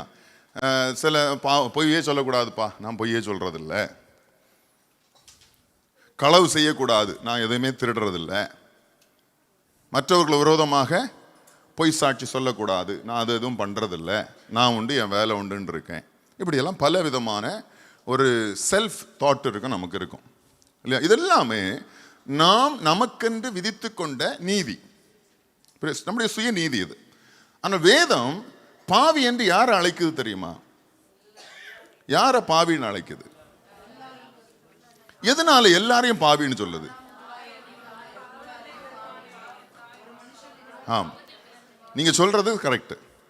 நான் பாவம் செய்து பாவியாகவில்லை, பிறந்து பாவி. அதாவது பிறக்கும் போதே எப்படிதான் பிறந்தேன்? பாவியாகவே பிறந்தேன். இதுதான் மனுஷனுடைய பிறப்பு. இதை மறந்தே போயிடக்கூடாது. நான் இந்த தப்பு பண்ணினதுனால பாவி என்றல்ல, நான் சிகரெட் பிடிச்சதுனால பாவி அல்ல, நான் தண்ணி அடிக்கிறதுனால பாவி அல்ல, நான் விபச்சாரம் செய்ததுனால பாவி, அப்படி அல்ல. என்னுடைய பிறப்பே அப்படிதான், பாவத்தினாலே தான் பிறந்தேன். அதான் சங்கீதக்காரன் சொல்றேன், என் தாய் என்னை பாவத்திலேயே கர்ப்பம் தரித்தாள். நான் எப்போ தாயின் கர்ப்பத்தில் உருவானேனோ அப்பவே நான் எப்படிப்பட்டவன் ஆயிட்டேன். ஏன்னு சொன்னா, என் தாய் எப்படி உருவாக்கப்பட்டாள்? துர்க்குணத்தில் உருவாக்கப்பட்டாள். சொல்ற பாயிண்ட் புரியுதா? அப்படி நம்ம ஜெனரேஷன் பை ஜெனரேஷன் பின்னாடி போயிட்டே இருந்தேன்னு சொன்னா நான் எங்க போய் நிற்பேன்? முதல் மனுஷனாகி ஆதாமில் போய் நிற்பேன். இப்ப நான் என்ன கேட்டா, எங்க அப்பா அம்மா பாவம் பண்ணாங்க அப்படின்னு நான் சொல்லுவேன். எங்க அப்பா அம்மா கேட்டா அவங்க இப்படி சங்கீதக்காரன் சொன்னது போல என் தாய் என்னை பாவத்திலேயே கர்ப்பம் தரித்தாள்னு சொல்லி சொல்லி நம்ம பின்னாடியே போனோம் அப்படின்னு சொன்னா எங்க போய் முடியும்? ஆதாமிலே போய் முடியும். ஆமா, ஆனா பாவம் பண்ணது யாரு? உண்மையிலேயே பாவம் செஞ்சது யாரு? ஆதாம். புரியுதா? ஆதாமுக்குள் பிறக்கிற அத்தனை பேரும் அவன் பாவம் செஞ்சு பாவி ஆவதில்லை, அவன் ஆதாமனுடைய சந்ததியிலிருந்து பிறக்கிறதுனால் பாவியாகிறான். எப்பவுமே இது நம்ம விட்டு என்ன செஞ்சிடணும், என்ன செய்யக்கூடாது, மறந்தே போகக்கூடாது. சே, நான் இன்னைக்கு இந்த தப்பு பண்ணிட்டேன். ஏன் தப்பு பண்ணீங்க அப்படின்னா ஆதாமனுடைய சுபாவம். சரி, நான் அந்த பாவம் பண்ணிட்டேன், ஏன் பண்ணீங்க அப்படின்னு சொன்னா ஆதாமனுடைய அந்த சுபாவம். ஹல்லேலூயா. ஏன் நீங்க பாவம் பண்றீங்க? ஏங்க நீங்க பாவம் பண்றீங்க? ஏன் பாவம் பண்றீங்க? நான் சொன்னதுல தான் ஆன்சரும் இருக்கு. நான் பாவியா பிறந்ததுனால என்ன பண்றேன்? பாவம் செய்கிறேன். ஆமென். என்னுடைய ஜென்ம சுபாவமே என்னது? என் மாம்சத்தின் சுபாவமே என்னது? பாவம். அதனால என்ன செய்யறது எல்லாமே எப்படிதான் இருக்கு? பாவமா தான் இருக்கு. ஆமென். அப்ப இந்த பாவத்திலிருந்து யார் என்னை விடுவிக்க முடியும்? இந்த பாவத்திலிருந்து யார் விடுதலை ஆக்க முடியும்? அல்லேலூயா. இந்த பாவத்திலிருந்து விடுதலை ஆக்கும்படியாக தான், எல்லா மனுஷனையும் விடுவிக்கும்படியாக தான் தேவன் தம்முடைய ஒரே பேரான குமாரனை இந்த பூமிக்கு மாம்ச சாயலில் அனுப்பினார். அல்லேலூயா. ஒரு சில வசனங்களை வாசிங்க. 1 யோவான் 3:5 வாசிங்க. அவர் நம்முடைய பாவங்களை சுமந்து தீர்க்க, வசனம் என்ன சொல்லுது? அவர் நம்முடைய பாவங்களை, இப்ப நீங்க செய்த பாவத்தை அல்ல, நீங்கள் பிறந்த பாவத்தை. அல்லேலூயா. நல்லா புரிஞ்சுக்கணும். என்னுடைய பிறப்பு எப்படிப்பட்ட பிறப்பு? பாவத்தினுடைய பிறப்பு. இந்த பாவத்தின பிறந்ததுனால பாவம் செய்து கொண்டே இருக்கிறேன். ஆனால் இயேசு கிறிஸ்து என்னுடைய இந்த பாவத்தில் பிறந்த அந்த பிறப்பை என்ன செஞ்சார்? ஆண்டவர் முறியடிக்கும்படியாக, நிர்மூலமாக்கும்படியாக மாமிசத்தில் வெளிப்பட்டார். அல்லேலூயா. இந்த பாவத்தை எல்லாம் சுமந்து தீர்க்கும்படியாக. இப்ப நல்லா கவனிங்க. ஒரு மனுஷன் பாவம் பண்ணா, இன்னைக்கு நான் சொன்ன ஒரு ஸ்டாட்டிக்ஸ், 800க்கும் அதிகமான ஜனங்கள் இந்த பூமியில இருக்கிறாங்க, அப்படிதானே? அப்ப 800 கோடிக்கும் அதிகமான ஜனங்கள். இப்ப 800 கோடி ஜனங்கள் பாவத்தினால பெருகி இருக்கிறாங்க, அப்படிதானே? 1 வரும்போது, 2 வரும்போது, 3 வரும்போது பாவம் என்ன செய்ய ஆரம்பிக்குது? பெருகுது. அல்லேலூயா. அப்ப இந்த பாவத்தை நிவர்த்தியாக்கும்படியாக இயேசு கிறிஸ்து இந்த பூமியிலே பலியாக வந்தார். அல்லேலூயா. வாசிங்க இன்னொரு வசனத்தை, அதே 1 யோவான் 2:2 வாசிங்க. நம்முடைய பாவங்களை நிவர்த்தி செய்கிற கிருபாதார பலி அவரே. அநேகர் நினைக்கக்கூடிய நினைப்பு என்ன அப்படின்னா, நான் ஒரு தவறு செய்யறதுதான் பாவம் என்று நினைத்து கொண்டிருக்கிறோம். அல்லேலூயா. ஆனால் என்னுடைய பிறப்பு பாவம் என்பது, பாவியான பிறப்பு என்கிறதை மறந்து போனதுனால தான் இன்னைக்கு அநேகம் பேர் நான் ரொம்ப நல்லவேன்னு சொல்லி தன்னையே, தன்னுடைய சுய, அதாவது செல்ஃப் ரைச்சியஸ்னஸ் மேன்மை பாராட்டி கெட்டு போயிட்டு இருக்கிறான். அல்லேலூயா. ஆவிக்குரிய பிள்ளைகளிடத்தில் இருக்கக்கூடாது என்ன தெரியுமா? Self righteousness. எவன் ஒருவன் தன்னை நீதிமான் என்று காண்பிக்கிறானோ அவனிடத்தில் தேவன் இல்லை, அவனிடத்தில் இயேசு கிறிஸ்து இல்லை. Price the Lord. அவன் பாவம் கழுவப்பட்டவனா இருக்கட்டும், அபிஷேகம் பண்ணப்பட்டவனா இருக்கட்டும், பரிசுத்தவான் என்று எண்ணப்படுகிறவனாகவே இருக்கட்டும், அவனிடத்தில் என்ன உண்டு? பாவம் உண்டு. அல்லேலூயா. அவன் பாவியாக தான் பிறந்திருக்கிறான், ஆனால் கிருபையினால் ரட்சிக்கப்பட்டிருக்கலாம், கிருபையினால் பாவம் கழுவப்பட்டிருக்கலாம், கிருபையினால் நீதிமான்களாக்கப்பட்டிருக்கலாம். ஆனால் ஒரு நாளும் மறந்து போகக்கூடாது, நான் பாவத்தினாலே பிறந்தவன். அல்லேலூயா. அதனாலதான் பவுல் சொல்லுவாரு, பாவிகளில் பிரதான பாவி, இந்த உலகத்தில் பாவிகள் இருக்கிறாங்கன்னு சொன்னா நான் தான் முதல். அல்லேலூயா. அவ்வளவு ஒரு தாழ்மை அவனிடத்தில் இருந்தது. நம்மகிட்ட இருக்கா? எத்தனை பேர் நம்ம நீதி நல்லவன் காட்டிட்டு தெரிகிறோம்? வேதம் சொல்லுது, நல்லவன் ஒருவனும் இல்லை. பூமியில நல்லவன் ஒருவனும் இல்லையே. எல்லாரும் பாவம் செய்து தேவ மகிமையற்றவர்களாகி எல்லாரும் பாவம் செய்தார்கள். அல்லேலூயா. அப்போ ஏன் நான் மனம் திரும்பணும் அப்படின்னு கேட்டா, நான் பிறந்ததே பாவத்தில். அல்லேலூயா. நான் பாவம் செய்ததுனால மனம் திரும்பணும் அல்ல, நான் பாவத்தில் பிறந்ததுனால மனம் திரும்பணும். ஆமென். இயேசு கிறிஸ்துவின் மேலுள்ள விசுவாசம், அடுத்தது என்னுடைய பாவத்தை அவர் மன்னிப்பார், என் பாவங்களை நிவர்த்தி செய்கிற கிருபாதார பலி அவரே என்று சொல்லி நீங்க விசுவாசிக்கணும். அல்லேலூயா. அப்ப மனம் திரும்புதல் எப்படி நடக்கணும் அப்படின்னு கேட்டீங்கன்னா, விசுவாசத்தின் அடிப்படையில் தான். இனி நான் சொல்ல போகிற எல்லாமே ஆணி வேறு என்ன அப்படின்னு கேட்டீங்கன்னா, ஃபெய்த். அல்லேலூயா. அதனாலதான் முதலாவதாக நம்ம விசுவாசத்தை குறித்து பார்த்தோம். இப்ப விசுவாசத்தினாலதான் நீங்க மனம் திரும்பணும், விசுவாசத்தினாலதான் பாவம் மன்னிக்கப்படும். புரியுதுங்களா? விசுவாசத்தினாலதான் பாவ அறிக்கை செய்ய முடியும். ஹல்லேலூயா. என் பாவம் மன்னிக்கப்படும் என்று சொல்லி விசுவாசித்தாலும் பாவம் மன்னிக்கப்படும்.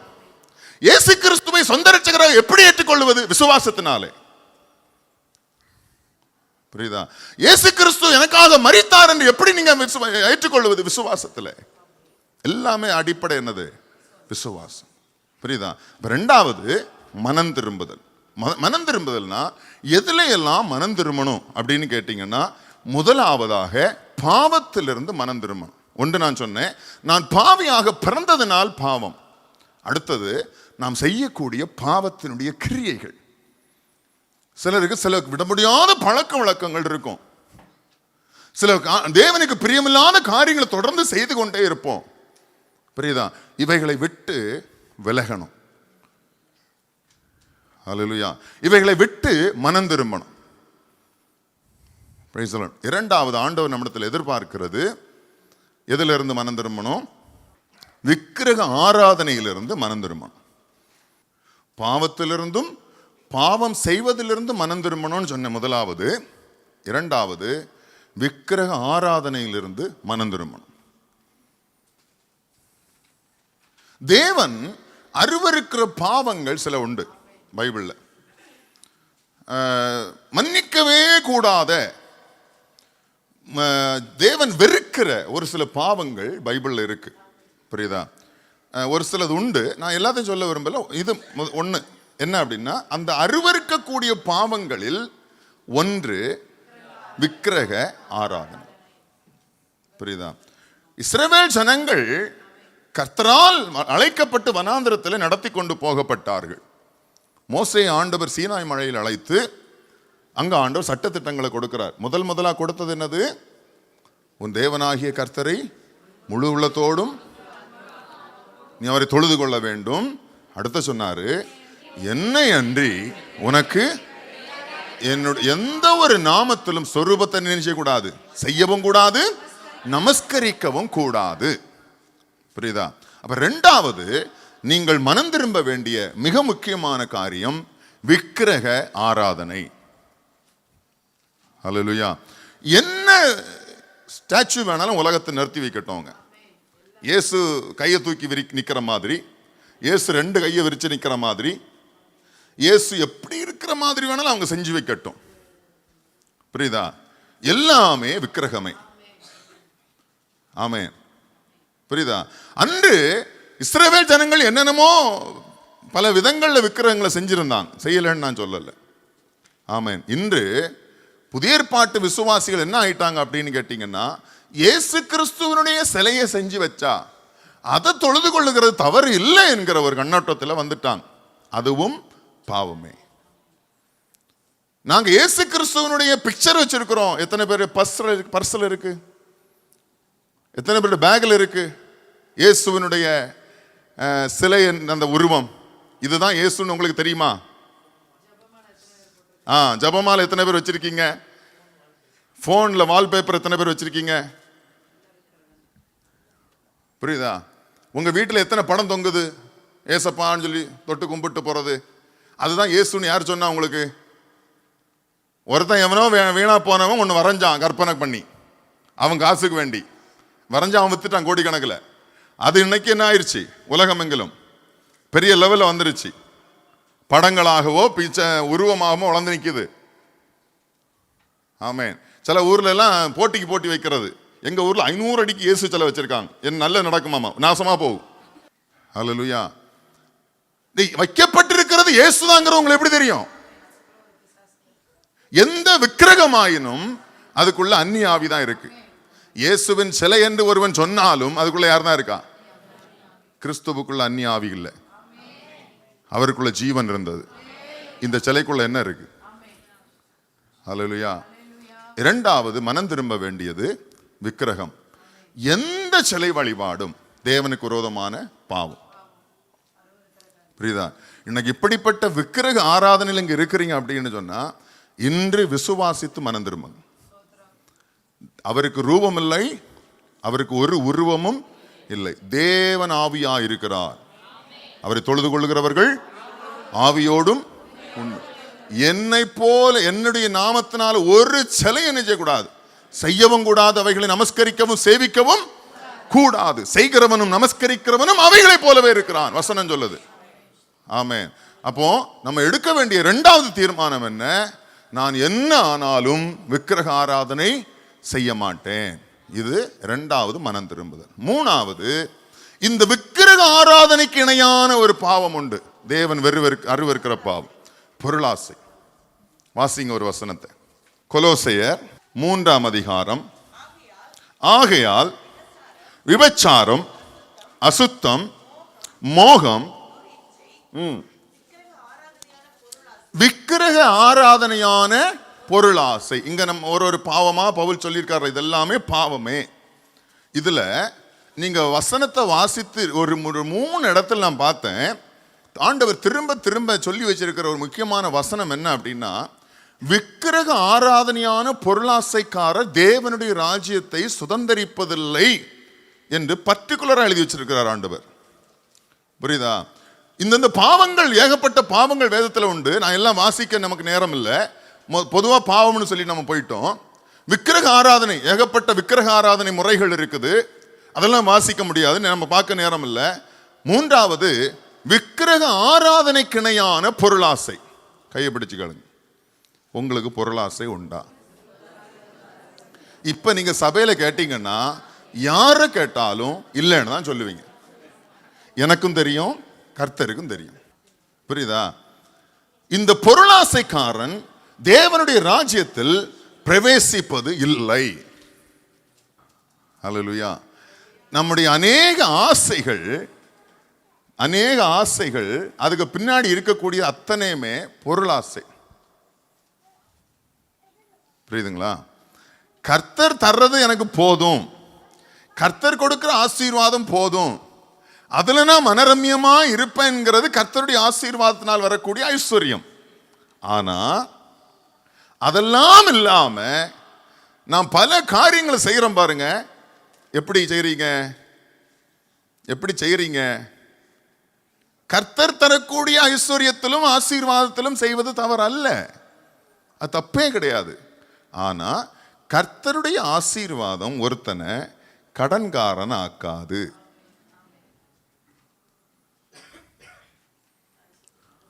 விசுவாசிகள் தெளிவா இருக்கணும். கர்த்தர் எனக்கு ஒன்று வாக்கு பண்ணுவார் என்று சொன்னால் கடன்காரனாக்க மாட்டார். அல்லேலூயா. இப்ப கடன்காரனானது யாரு? ஆக்குனது யாரு? எல்லா சின்ன சின்ன ஆசைகளின் பின்னாடி பொருளாசை இருக்கு. உங்களுக்கு தெரியுமா தெரியாதா? 5 பைசா கையில இருக்காது, பிளான் போடுறது 1 கோடி ரூபாய்க்கு. எதை நம்பி நீங்க பிளான் போடுறீங்க? எவனை நம்பி பிளான் போட்டீங்க? உங்களுக்கு சம்பளம் வருதுங்கிற தைரியம் தானே. இஎம்ஐ இருக்கட்டும், உங்க சம்பளத்தை நம்பி தானே பண்ணீங்க. அல்லேலூயா. சொல்ற புரியுதா? நான் 1 கோடி ரூபாய்க்கு பட்ஜெட் போடுறது எதனால அப்படின்னா, எனக்கு ஒரு நல்ல வேலை ஆண்டவர் தந்தாருங்கிறதுனால தானே. அல்லேலூயா. அதனால நீங்க பிளான் பண்றீங்க. கையில 1 பைசா இருக்காது, அது விட்டா போயிரும். எங்க போயிரும்? நீ போக மாட்ட, அதுவும் போகாது, நீயும் போக மாட்ட. அல்லேலூயா. சொல்றது புரியுதா உங்களுக்கு? பொருளாசை இன்றைக்கு உலகத்தில் பிசாசு உபயோகப்படுத்துகிற ஒரு பெரிய பாவம். இது எல்லாத்திலையும் பொருந்தும், பாத்தீங்க. Price the Lord. என்னுடைய வாழ்க்கையையும் பொருளாதாரத்தையும் நான் எப்படி தீர்மானிக்கிறேன், டிசைன் பண்றேன் அப்படின்னு சொன்னா, எல்லாமே கடன்ல, லோன்ல, இப்படிதான் நம்ம டிசைன் பண்ணிட்டு இருக்கிறோம். இதுக்கு பேர் என்னவா?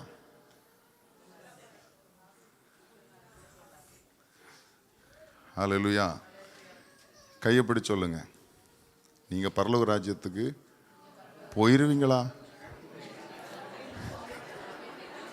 கேளுங்க, போயிருவீங்களா? கடன் இல்லாதவங்க தைரியமா சொல்றாங்க, கண்டிப்பா நான் போயிருவேன். அல்லேலூயா. சிலருடைய கடன் எதிர்பாராம சம் இன்சிடென்ட், வியாதி, இல்லை ஏதோ ஒரு இழப்பு, இப்படி நடக்கலாம். ஆனா அதிகமான பேருடைய கடன் எப்படி தெரியுமா? என்னுடைய பொருளாசையினால வந்தது. இது உங்களுக்கு தெரிய மாட்டேங்குது. வசனம் சொல்லுது, பொருளாசைக்காரன், விக்கிரக ஆராதனையான பொருளாசைக்காரன். நாங்கள் முழுக்கு ஞானஸ்நானம் எடுத்து நாங்கள் பரிசுத்தாவின் அபிஷேகத்தை பெற்றிருக்கிறதுனால நாங்கள் கண்டிப்பாக பரலோக ராஜ்யத்துக்கு போவோம். ஏன் அடுத்தது, நாங்கள் விக்கிரக ஆராதனையெல்லாம் விட்டு பல வருஷங்களாச்சு. சிலர் பெருமை, புரியுதா? நாங்கள் விக்கிரகங்களெல்லாம் விட்டு பல வருஷங்களாச்சு. பலவிதமான விக்கிரக ஆராதனைகள்ல இருந்தோம். அங்கே விட்டுட்டு இங்கே வந்து மாட்டி கிடக்குது. இது எதுல? பொருளாசையில். அங்கே விட்டுட்டோம் நினைச்சிட்டு இங்கே வந்து மாட்டி கிடக்குது. அங்கே இருக்கும்போது உருவமா இருந்தது, இங்கே இருக்கும்போது நம்ம கண்ணை சுற்றி இருக்குது. Price the Lord. அது நம்ம லைஃபுக்குள்ள அன்றாடம் இருக்குங்கிறது தான் நமக்கு தெரியாத ஒரு பாவம். இந்த பாவம் நம்முடைய கண்களை மறைச்சு வச்சிருக்கிறதுங்கிறது தான் பெரிய பாவமே. அல்லேலூயா. சொல்ற புரியுதா? எதனால் இதெல்லாம் நம்ம யோசிக்கிறோம்? ஆண்டவர் எங்களுக்கு ஒரு வேலையை தந்தார், நல்ல சம்பளத்தை தர்றார். இந்த ஒன்றை வச்சுதாங்க நீங்க எல்லாமே பிளான் பண்றீங்க. உங்களுடைய மொத்த பிளானுமே இந்த ஒன்றை வச்சுதான். யோசிச்சு பாருங்க. இது உங்களுக்கு இல்லாமல் போயிருந்தால், இந்த வேலையும் சம்பளமும் உங்களுக்கு இல்லாமல் போயிருந்தால், நீங்க இப்படி ஒரு திட்டத்தை பண்ணுவீங்களா? நீங்க இப்படி ஒரு பிளானை பண்ணுவீங்களா? ஹல்லேலூயா. மூன்றாவது பாவம் என்னது? விக்கிரக ஆராதனையான, வாசிங்க எபேசியர் 5ஆம் அதிகாரம் 3 வாசிங்க. மேலும் பரிசுத்தவான்களுக்கு ஏற்றபடி வேசித்தனமும் மற்றெந்த அசுத்தமும் பொருளாசையும் ஆகிய இவைகளில் பேர் முதலாய் உங்களுக்குள்ளே சொல்லப்படவும் கூடாது. என்ன சொல்றாரு பவுல்? உங்களுக்குள்ள என்ன பேர் சொல்லக்கூடாது? உங்களை குறித்து பொருளாசை உடையவர்கள் என்று உங்களை குறித்து சொல்லக்கூடாது. உங்களை பார்த்து உங்க பொருளாசைக்காரன் என்று பேசக்கூடாது. அடுத்தது வாசிங்க. அப்படியே வம்பும் புத்தீனமான பேச்சும் பரியாசமும் தகாதவைகள், ஸ்தோத்திரம் செய்தலே தகும், விபச்சாரக்காரனாவது அசுத்தனாவது விக்கிரக ஆராதனைக்காரனாவது பொருளாசைக்காரனாவது தேவனுடைய ராஜ்யமாகிய கிறிஸ்துவின் ராஜ்யத்தில் சுதந்திரம் அடைவதில்லை என்று அறிந்திருக்கிறீர்களே. நீங்க அறிந்திருக்கீங்களா? நித்திய ஜீவனை அளிப்பேன் என்பதை அவர் நமக்கு கொடுத்த வாக்குத்தத்தம். ஆனால் விக்கிரக ஆராதனையான பொருளாசையில் இருக்கிறவனுக்கு நித்திய ஜீவன் இல்லை என்பதை நீங்க அறிந்திருக்கிறீங்களா? உங்களுக்கு தெரியுமா அது? ஹல்லேலூயா. அப்ப இதுல எவ்வளவு தூரம் நம்ம வெளியே வரணும்? நாம் விட வேண்டிய பாவம் எவ்வளவு பெரிய பாவம். நான் விசுவாசிக்கிறேன், நான் பாவத்தை விட்டு மனம் திரும்பி இருக்கேன், விக்கிரக ஆராதனை விட்டு மனம் திரும்பி இருக்கேன். ஆனா பொருளாசையை விட்டு நான் எங்க விலகி இருக்கிறேன்? பண ஆசையை விட்டு போகலையே. பண பேய் பிசாசுல பிடிச்சு அலைக்கிறோம். உங்களுக்கு தெரியுமா நித்திய ஜீவனை நீங்கள் சுதந்திரிப்பதில்லை? உங்களுக்கு தெரியுமா? ஹல்லேலூயா. இவன் தெரிஞ்சுதான் பண்றோமான்னு கேட்கிறார் பவுல். இவ்வளவு நாள் தெரியாது, இப்ப தெரியுமில்ல, இன்னைக்கு தெரியுமில்ல. விக்கிரக ஆராதனை விட்டு வந்துட்டான். பொருளாசையும் பணாசையும் என்ன விட்டு போயிருச்சா? என்னுடைய பெரிய பெரிய ப்ராஜெக்ட் கையில ஜீரோ பேலன்ஸ் இருக்கும் போது நீங்க எத்தனை பிளான் பண்ணிட்டு இருக்கீங்க கையில ஒண்ணும் இல்லாம? அப்படிதானே? இதுக்கு என்ன அர்த்தமா? விக்கிரக ஆராதனையான பொருளாசை, பண ஆசை, தேவன் மேல் இல்லாத நம்பிக்கை. தேவனுக்கு உங்க தேவன் மேல உங்களுக்கு நம்பிக்கையே கிடையாது. வசனம் சொல்லுது, நீ நித்திய ஜீவனை சுதந்திரிப்பதில்லை என்று நீ இன்னைக்கு அறிந்து கொள். அல்லேலூயா. 3 முக்கியமான காரியம் என்ன சொன்னேன்? பாவங்கள், விக்கிரக ஆராதனையான பொருளாசை. Price the Lord. 3வது என்னது? இது அத்தனையும் மனம் திரும்புதலுக்கு கீழே வரக்கூடிய இதுல இருந்தாலும் மனம் திரும்பணும். பாவங்கள், விக்கிரகாராதனை, பொருளாசைகள், இன்னும் நிறைய காரியங்கள் இருக்கு. புரியுதா? இரண்டாவது பாயிண்ட் மனம் திரும்புதல். மூன்றாவது ரட்சிப்பு. அந்த ரட்சிப்புக்கு கீழே தான் பாவ மன்னிப்பு வரும். ரட்சிப்பு ஆங்கிலத்தில் சால்வேஷன் அப்படின்னு சொல்லுவான். ரட்சிப்பு என்றாலே ஒரே வார்த்தையில் சொல்லப்படணும்னா காக்கப்படுதல், இல்லை என்றால் விடுவிக்கப்படுதல்.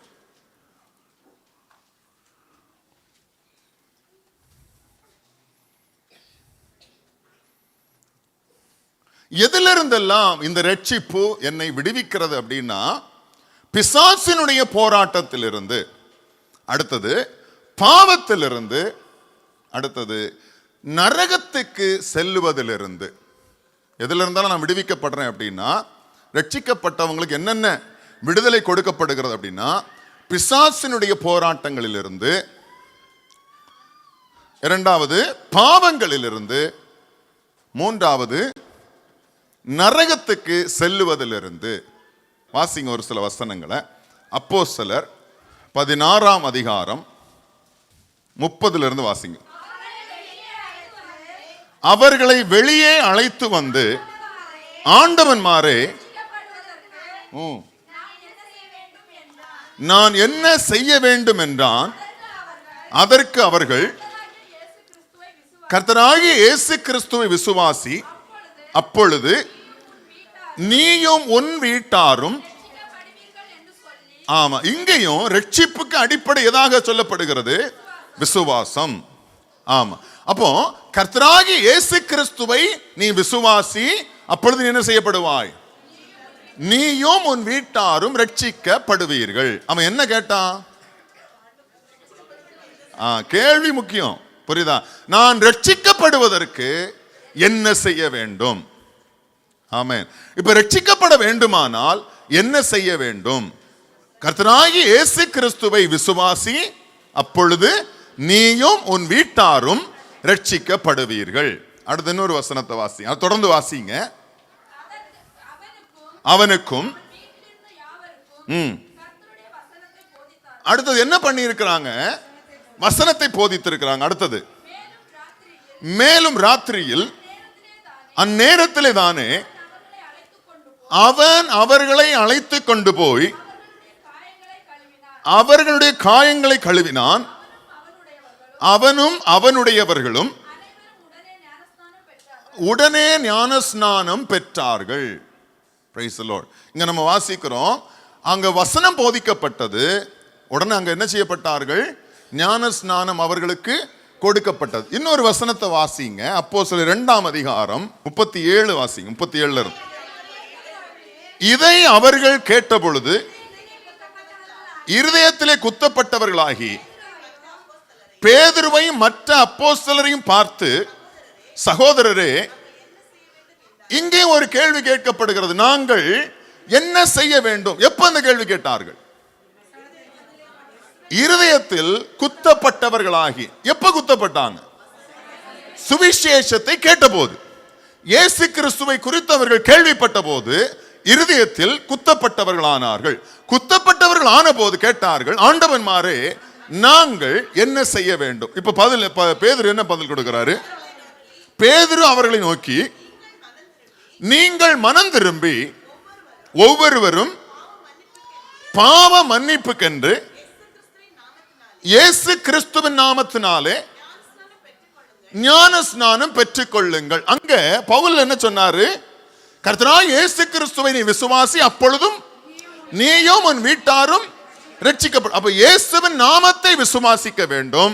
இரண்டாவது, மனம் திரும்பி என்ன செய்ய? பாவ அறிக்கை செய்ய வேண்டும். யாருக்கு ரட்சிப்பு கிடைக்கும் அப்படின்னா, இயேசுவை விசுவாசிக்கிறவர்களுக்கும் மனம் திரும்பி பாவ அறிக்கை செய்கிறவர்களுக்கும். எதில் இருந்தா நான் மனம் திரும்பணும்னு சொன்னேன்? பாவங்கள், விக்கிரகாராதனையான பொருள் ஆசை, இன்னும் பல காரியங்கள். இவைகளிலிருந்து மனம் திரும்பி பாவ அறிக்கை செய்து, ரொம்ப முக்கியம், கன்ஃபெஷன். நான் பாவி, நான் பாவம் செய்திருக்கிறேன். விசுவாசத்தினாலே இதை செய்யணும். புரியுதா? விசுவாசம் உள்ளவனாகி ஞானஸ்நானம். புரியுதா? அப்போ விசுவாசத்தினாலே பாவ அறிக்கை செய்து, அதுக்கப்புறம் வாசிங்க, ஞான ஸ்நானம் ஒவ்வொருவரும் பாவ மன்னிப்பு கண்டு இயேசு கிறிஸ்துவின் நாமத்தினாலே ஞான ஸ்நானம் பெற்று கொள்ளுங்கள். போதும். புரியுதா? அப்ப இங்க என்ன செய்யணுமா? விசுவாசத்தினாலே மனம் திரும்பி பாவ அறிக்கை செய்து, இயேசு கிறிஸ்துவின் நாமத்தினால் மேல விசுவாசம் வைத்து பாவ அறிக்கை செய்து. பாவ அறிக்கை யார்கிட்ட செய்யணும்? பாவ அறிக்கை யார்கிட்ட செய்யணும்? ஹல்லேலூயா. உலக பிரகாரமா இருக்கக்கூடிய எந்த மனிதனும் நம்முடைய பாவத்தை மன்னிக்க முடியாது. புரியுதா? பாவங்களை மன்னிக்கிற அதிகாரம் மனுஷகுமாரனுக்கு உண்டென்று நீங்கள் விசுவாசிக்க வேண்டும். இயேசு கிறிஸ்துவுக்கு மாத்திரமே பாவங்களை மன்னிக்கிற அதிகாரமும் வல்லமையும் உண்டு. ஏன்னு சொன்னா அவரிடத்தில் பாவம் இல்லை. எங்கிட்ட பாவம் இருக்கும்போது நான் இன்னொருத்த பாவத்தை எப்படி தீர்க்கிறது? எந்த மனுஷனும் பாவத்தினால் பிறந்திருக்கிறபடியினால் எந்த மனுஷனும் எந்த மனுஷனுடைய பாவத்தையும் தீர்க்கவும் மன்னிக்கவும் முடியாது. புரியுதா? அல்லேலூயா. பவுலுடைய பேதுருவை பார்த்து ஆண்டவர் சொன்னாரு, நீ ஸ்திரப்பட்ட பிற்பாடு சபைகளை சகோதரர்களை பலப்படுத்து அப்படின்னு சொன்னார். அப்படின்னா என்ன அர்த்தம்? நான் ஸ்ட்ராங் ஆனாதான் இன்னொன்னு என்ன செய்ய முடியும்? நானே வீக்கு, நான் எப்படி அங்க போய் கட்டிட்டு இருக்க முடியும்? புரியுதா? நானே பாவி, எப்படி இன்னொருத்தன் பாவத்தை மன்னிக்க முடியும்? சொல்ற புரியுதா? வேதத்துல வாசிக்கிறோம், இயேசுவினிடத்தில் பாவம் இல்லை. அப்போ பாவம் இல்லாத ஒரு மனுஷன் தான். புரியுதா? பாவம் இல்லாம மாமிசத்தில் வெளிப்பட்டது யாரு? இயேசு கிறிஸ்து. புரியுதா? அவரிடத்தில் பாவம் இல்லை, அவரால் அன்றி பாவ மன்னிப்பு இல்லை. அப்ப பாவ அறிக்கை யார்கிட்ட செய்யணும்? இயேசுவினிடத்தில். புரியுதா? நம்ம ஒரு ஃபாதர்கிட்ட போயோ ஒரு ஊழியக்காரன்ட்ட போயோ ஒரு பரிசுத்தவானிடத்தில் போய் பாவ அறிக்கை செய்வதனால் பாவம் நிவர்த்தியாக்கப்படாது, பாவம் மன்னிக்கப்படாது. அவங்க இவங்களுடைய பாவத்தை மன்னியும் என்று ஜபிக்கலாமே ஒழிய, நீங்க ஒரு பாவத்தை இடத்துல சொல்லும் போது ஆண்டவரே இந்த பாவத்தை இவர்களுக்காக மன்னியும் என்று நான் ஜபிக்க முடியுமே ஒழிய, உன் பாவம் நீங்கி நீ விடுதலையாக்கப்பட்டாய் அப்படின்னு என்னால அந்த அதிகாரம் எனக்கு இல்லை. நானும் எப்படிப்பட்டவன் தான். ஆம். அப்ப பாவத்தை விடுதலை ஆக்குவதற்கு இயேசு கிறிஸ்துவுக்கு மாத்திரமே அதிகாரம் உண்டு. அப்ப பாவ அறிக்கை யார்கிட்ட எடுக்கணும்?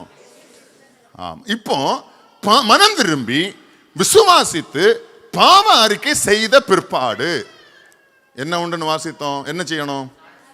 ஞான ஸ்நானம் பெற்றுக்கொள்ளுங்கள். புரியுதா? அப்ப எப்ப ஞான ஸ்நானம் பெறணும்? ஸ்டெப் ஸ்டெப்பா. எப்ப ஞான ஸ்நானம் பெறணும்? விசுவாசித்து பாவ அறிக்கை செய்து மனம் திரும்பி பாவ அறிக்கை செய்து ஞான ஸ்நானம் பெற்றுக்கொள்ளுங்கள். ஞான ஸ்நானத்தை யாரு தான் பெறணும்? ஞான ஸ்நானத்தை யாரு தான் பெறணும்?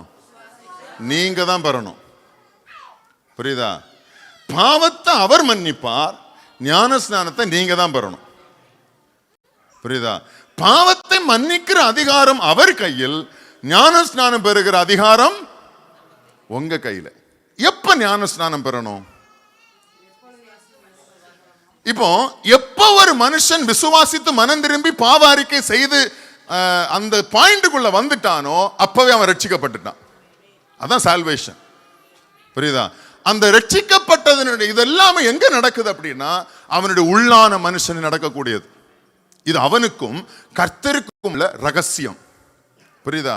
இது நிச்சயமாக வெளியரங்கமா என்ன செய்யணும்? அறிக்கை பண்ணப்படணும்.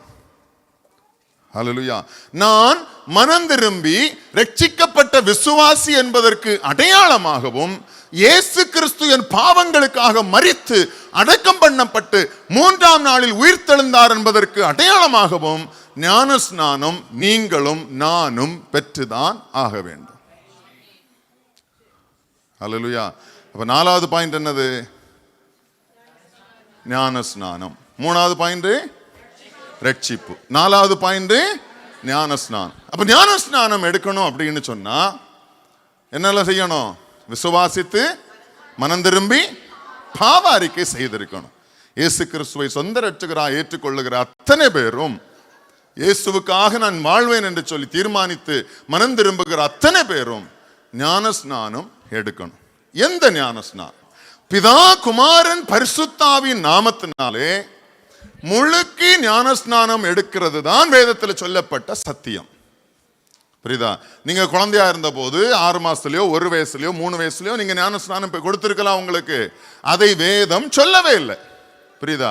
பைபிள் அப்படி எழுதப்படவும் இல்லை. ஒரு ஆதாரமும் நமக்கு வேதத்துல கொடுக்கப்படவில்லை. ஞான ஸ்நானம் என்கிற அந்த பெயருடைய அர்த்தமே என்ன அப்படின்னா இம்மர்ஸ் அப்படின்னு சொல்லுவாங்க. அதாவது முழுக்குதல். இம்மர்ஸ் அப்படிதானே? சரியான வார்த்தை தானே? ஆமா. அதனுடைய அர்த்தமே என்னன்னா முழுமையாக முக்கி எடுத்தல். நம்ம எல்லாரும் சொல்றோம் ஞானஸ்நானம், எங்க பிள்ளைக்கு ஞானஸ்நானம் கொடுக்குறோம். ஊர்ல பெரிய கிராண்டா செலவெல்லாம் பண்ணுவாங்க, பத்திரிக்கை அடிச்செல்லாம் செலவு பண்ணுவாங்க. எங்க குழந்தைக்கு ஞானஸ்நானம் கொடுக்குறோம், ஞானஸ்நானம் பேசுறாங்க இல்லையா? அந்த அவங்க பேசக்கூடிய அந்த ஞானஸ்நானம்ங்கிற வார்த்தையினுடைய அர்த்தம் என்ன அப்படின்னா முழுக்கி எடுக்குதல். அல்லேலூயா. ஆனா ஒரு வயது வந்தபோது எனக்கு இயேசு கிறிஸ்துவை குறித்த ஞானமும் என் பாவத்தை குறித்த வெளிப்பாடு வந்த பிற்பாடு நான் பெற்றுக்கொள்ளுகிற போது நான் முங்குனாலும் என்ன செஞ்சிருவேன்? ஞானஸ்நானம் எடுக்க போறவங்க அப்படித்தானே போறீங்க. உள்ள போனா 2-3 செகண்ட்ல வெளியே எடுத்துருவாங்கிற நம்பிக்கையில தானே வர்றீங்க. 5 நிமிஷம் முக்கி பிடிச்சிட்டான்னா அப்படின்னு நினைச்சீங்கன்னா வரமாட்டீங்கல்ல. ஆமா, புரியுதா? அந்த நம்பிக்கையில் தானே வர்றீங்க. அது விசுவாசம். விளையாட்டு இல்ல. இயேசு கிறிஸ்துவின் உள்ள விசுவாசமும் அதுதான். நான் மரித்தாலும் இயேசு கிறிஸ்துவின் உள்ள நீதி என்னது? அவர் எழும்பினது போல நானும் எழும்புவேங்கிற விசுவாசம். அல்லேலூயா. புரியுது? அதனாலதான் முழுக்க ஞானஸ்நானம் எடுக்கணும். அவருடைய மரணத்துக்குள்ளாகும் மரணத்திலே நான் அடக்கம் பண்ணப்பட்டு அவருடைய உயிர்த்தெழுதலை நான் பங்கடையும்படி நானும் என்ன செய்கிறேன்? தண்ணியை விட்டு வெளியே வர்றேன். வாசிங்க ஒரு வசனத்தை. 1 பேதுரு 3ஆம் அதிகாரம் 20 வாசி. 20-21. பூர்வத்திலே நோவா பேழை ஆயத்தம் பண்ணும் நாட்களிலே, கடைசியில் வாசிங்க அந்த 8 பேர் மாத்திரம் 8 பேர் மாத்திரம் பிரவேசித்து ஜலத்தினாலே காக்கப்பட்டார்கள். அப்போ முழுக்கி ஞானஸ்நானம் எடுக்கப்பட்டால் முதலாவது என்ன அப்படின்னா நீங்கள் அந்த ஜலத்தினாலே காக்கப்படுவீர்கள். புரியுதா? அப்ப காக்கப்பட நான் ஏற்கனவே சொன்னேன், எதுல இருந்தெல்லாம் நீங்க விடுவிக்கப்படுகிறீர்கள்? பிசாசினுடைய வல்லமை, பாவம், நரகத்துக்கு செல்வதிலிருந்து நீங்கள் விடுவிக்கப்படுகிறீர்கள். அப்போ அங்க பேதுரு சொல்றாரு, அன்று நோவா ஜலத்தினால் காக்கப்பட்டது போல நீங்களும் ஜலத்தினால் என்ன செய்யப்படுவீர்கள்? காக்கப்படு இல்லை என்று சொன்னால் விடுவிக்கப்படுவீர்கள். தொடர்ந்து வாசி. அதற்கு ஒப்பனையான ஞானஸ்நானமானது மாம்ச அழுக்கை நீக்கிறதாயிராமல் தேவனை பற்றும் நல் மனசாட்சியின் உடன்படிக்கையாயிருந்து இப்பொழுது நம்மையும் இயேசு கிறிஸ்துவினுடைய உயிர்த்தெழுதலினால் ரட்சிக்கிறது. இன்னொரு வசனத்தை வாசி. கொலோசியர் 2:12. ஞான ஸ்நானத்தினாலே அவரோடு கூட அடக்கம் பண்ணப்பட்டவர்களாகவும் அதிலே அவரை மரித்தோர்ந்து எழுப்பின தேவனுடைய செயலின் மேலுள்ள விசுவாசத்தினாலே அவரோடு கூட எழுந்தவர்களாகவும் இருக்கிறீர்கள். இதான் நான் சொன்னேன். நம்ம ஞானஸ்நானம் எடுக்க போகும்போது என்ன விசுவாசத்துல போறோம்? 2-3 செகண்ட்ல எழுப்பி விட்டுருவாங்க. அப்படிதானே? மேல வந்துருவோங்கிற விசுவாசத்துல தான் போறோம். முக்கி பிடிப்பான்னு நினைச்சா ஞானஸ்நானம் எடுக்க மாட்டோம் இல்லையா? அங்க வசனம் தான் சொல்லுது, அவரோடு கூட என்னது? உயிரோடு எழுந்திருப்போம். அப்படித்தானே வாசிக்கிறோம். விசுவாசத்தினாலே அவரோடு கூட எழுந்தவர்களாகவும் இருக்கிறீர்கள். இன்னொரு வசனத்தை வாசிங்க. ரோமர் 6ஆம் அதிகாரம் 3 ஞானஸ்நானம் பெற்ற நாம் அனைவரும் அவருடைய மரணத்துக்குள்ளாக ஞானஸ்நானம் பெற்றதை அறியாமல் இருக்கிறீர்களா? மேலும் பிதாவின் மகிமையினாலே கிறிஸ்து மரித்தோர்ந்து எழுப்பப்பட்டது போல நாமும் புதிதான ஜீவன் உள்ளவர்களாய் நடந்து கொள்ளும்படிக்கு அவருடைய மரணத்துக்குள்ளாக்கும் ஞான ஸ்நானத்தினாலே கிறிஸ்துவுடனே கூட அடக்கம் பண்ணப்பட்டோம். ஆதலால் அவருடைய மரணத்தின் சாயலில் நாம் இணைக்கப்பட்டவர்களானால் அவர் உயிர்த்தெழுதலின் சாயலிலும் இணைக்கப்பட்டிருப்போம். ஞானஸ்நானம் பெற்று கரையேறிட்டோம் அப்படின்னு சொன்னா, ஞானஸ்நானம் பெறுவதற்கு நாம் தண்ணிக்குள்ள போகும்போது அவருடைய மரணத்தின் சாயலிலும், ஞானஸ்நானம் பெற்று நான் கரையேறி வரும்போது நான் மரணத்தின் சாயலை அல்ல உயிர்த்தெழுதலின் சாயலை தரித்து கொண்டு எழும்பி வருகிறவனாக இருக்கிறேன். அதனால ஞானஸ்நானம் எடுத்துதான் ஆகணும். Price the Lord. ஞானஸ்நானம் எத்தனாவது பாயிண்ட்? 4. அடுத்த பாயிண்ட், அடுத்து என்னது? பரிசுத்த ஆவியின் அபிஷேகம். வாசிங் அப்போஸ்தலர் வாசித்த அதே 2ஆம் அதிகாரத்துல 38 வாசிங்க. பேதுரு அவர்களை நோக்கி, ஒவ்வொருவரும் பாவ மன்னிப்புக்கென்று இயேசு கிறிஸ்துவின் நாமத்தினாலே ஞானஸ்நானம் பெற்றுக் கொள்ளுங்கள், அப்பொழுது பரிசுத்த ஆவியின் வரத்தை பெறுவீர்கள். பரிசுத்த ஆவியின் அபிஷேகம் நீங்கள் பெற்றுக் கொள்ளுவீர்கள். இன்னொரு வசனத்தை வாசிங்க. யோவான் 3:5. இயேசு பிரதியுத்தரமாக, ஒருவன் ஜலத்தினாலும் ஆவியினாலும் பிறவாவிட்டால் தேவனுடைய ராஜ்யத்தில் பிரவேசிக்க மாட்டான் என்று மெய்யாகவே மெய்யாகவே உனக்கு சொல்லுகிறேன்.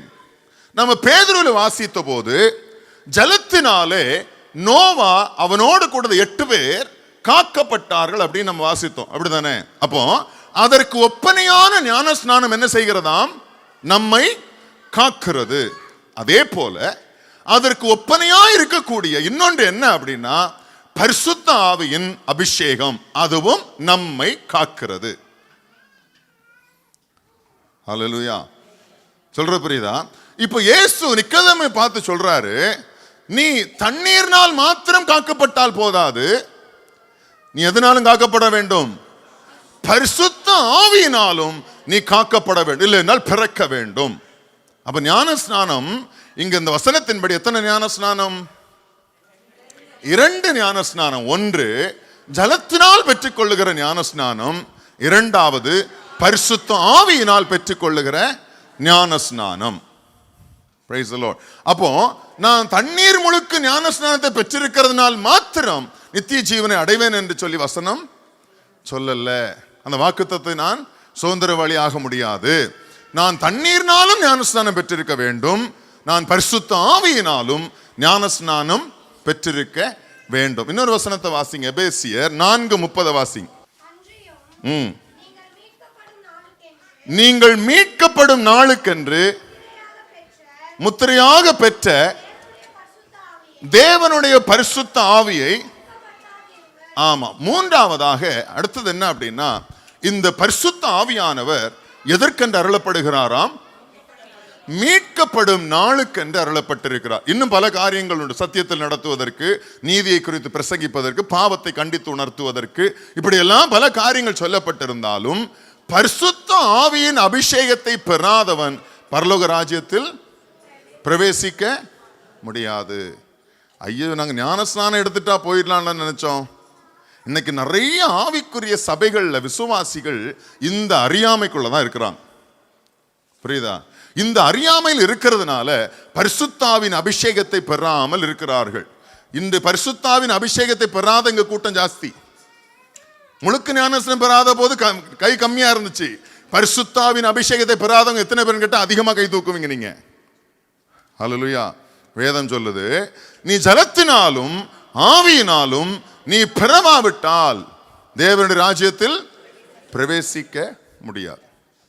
ஆமென். நம்ம ஜலத்தினால் ஞானஸ்நானம் பெற்றுக் கொள்வதை நம்ம செய்யணும். பரிசுத்த ஆவியினால் அபிஷேகிக்க வேண்டியதை இயேசு செய்வார். ஹல்லேலூயா.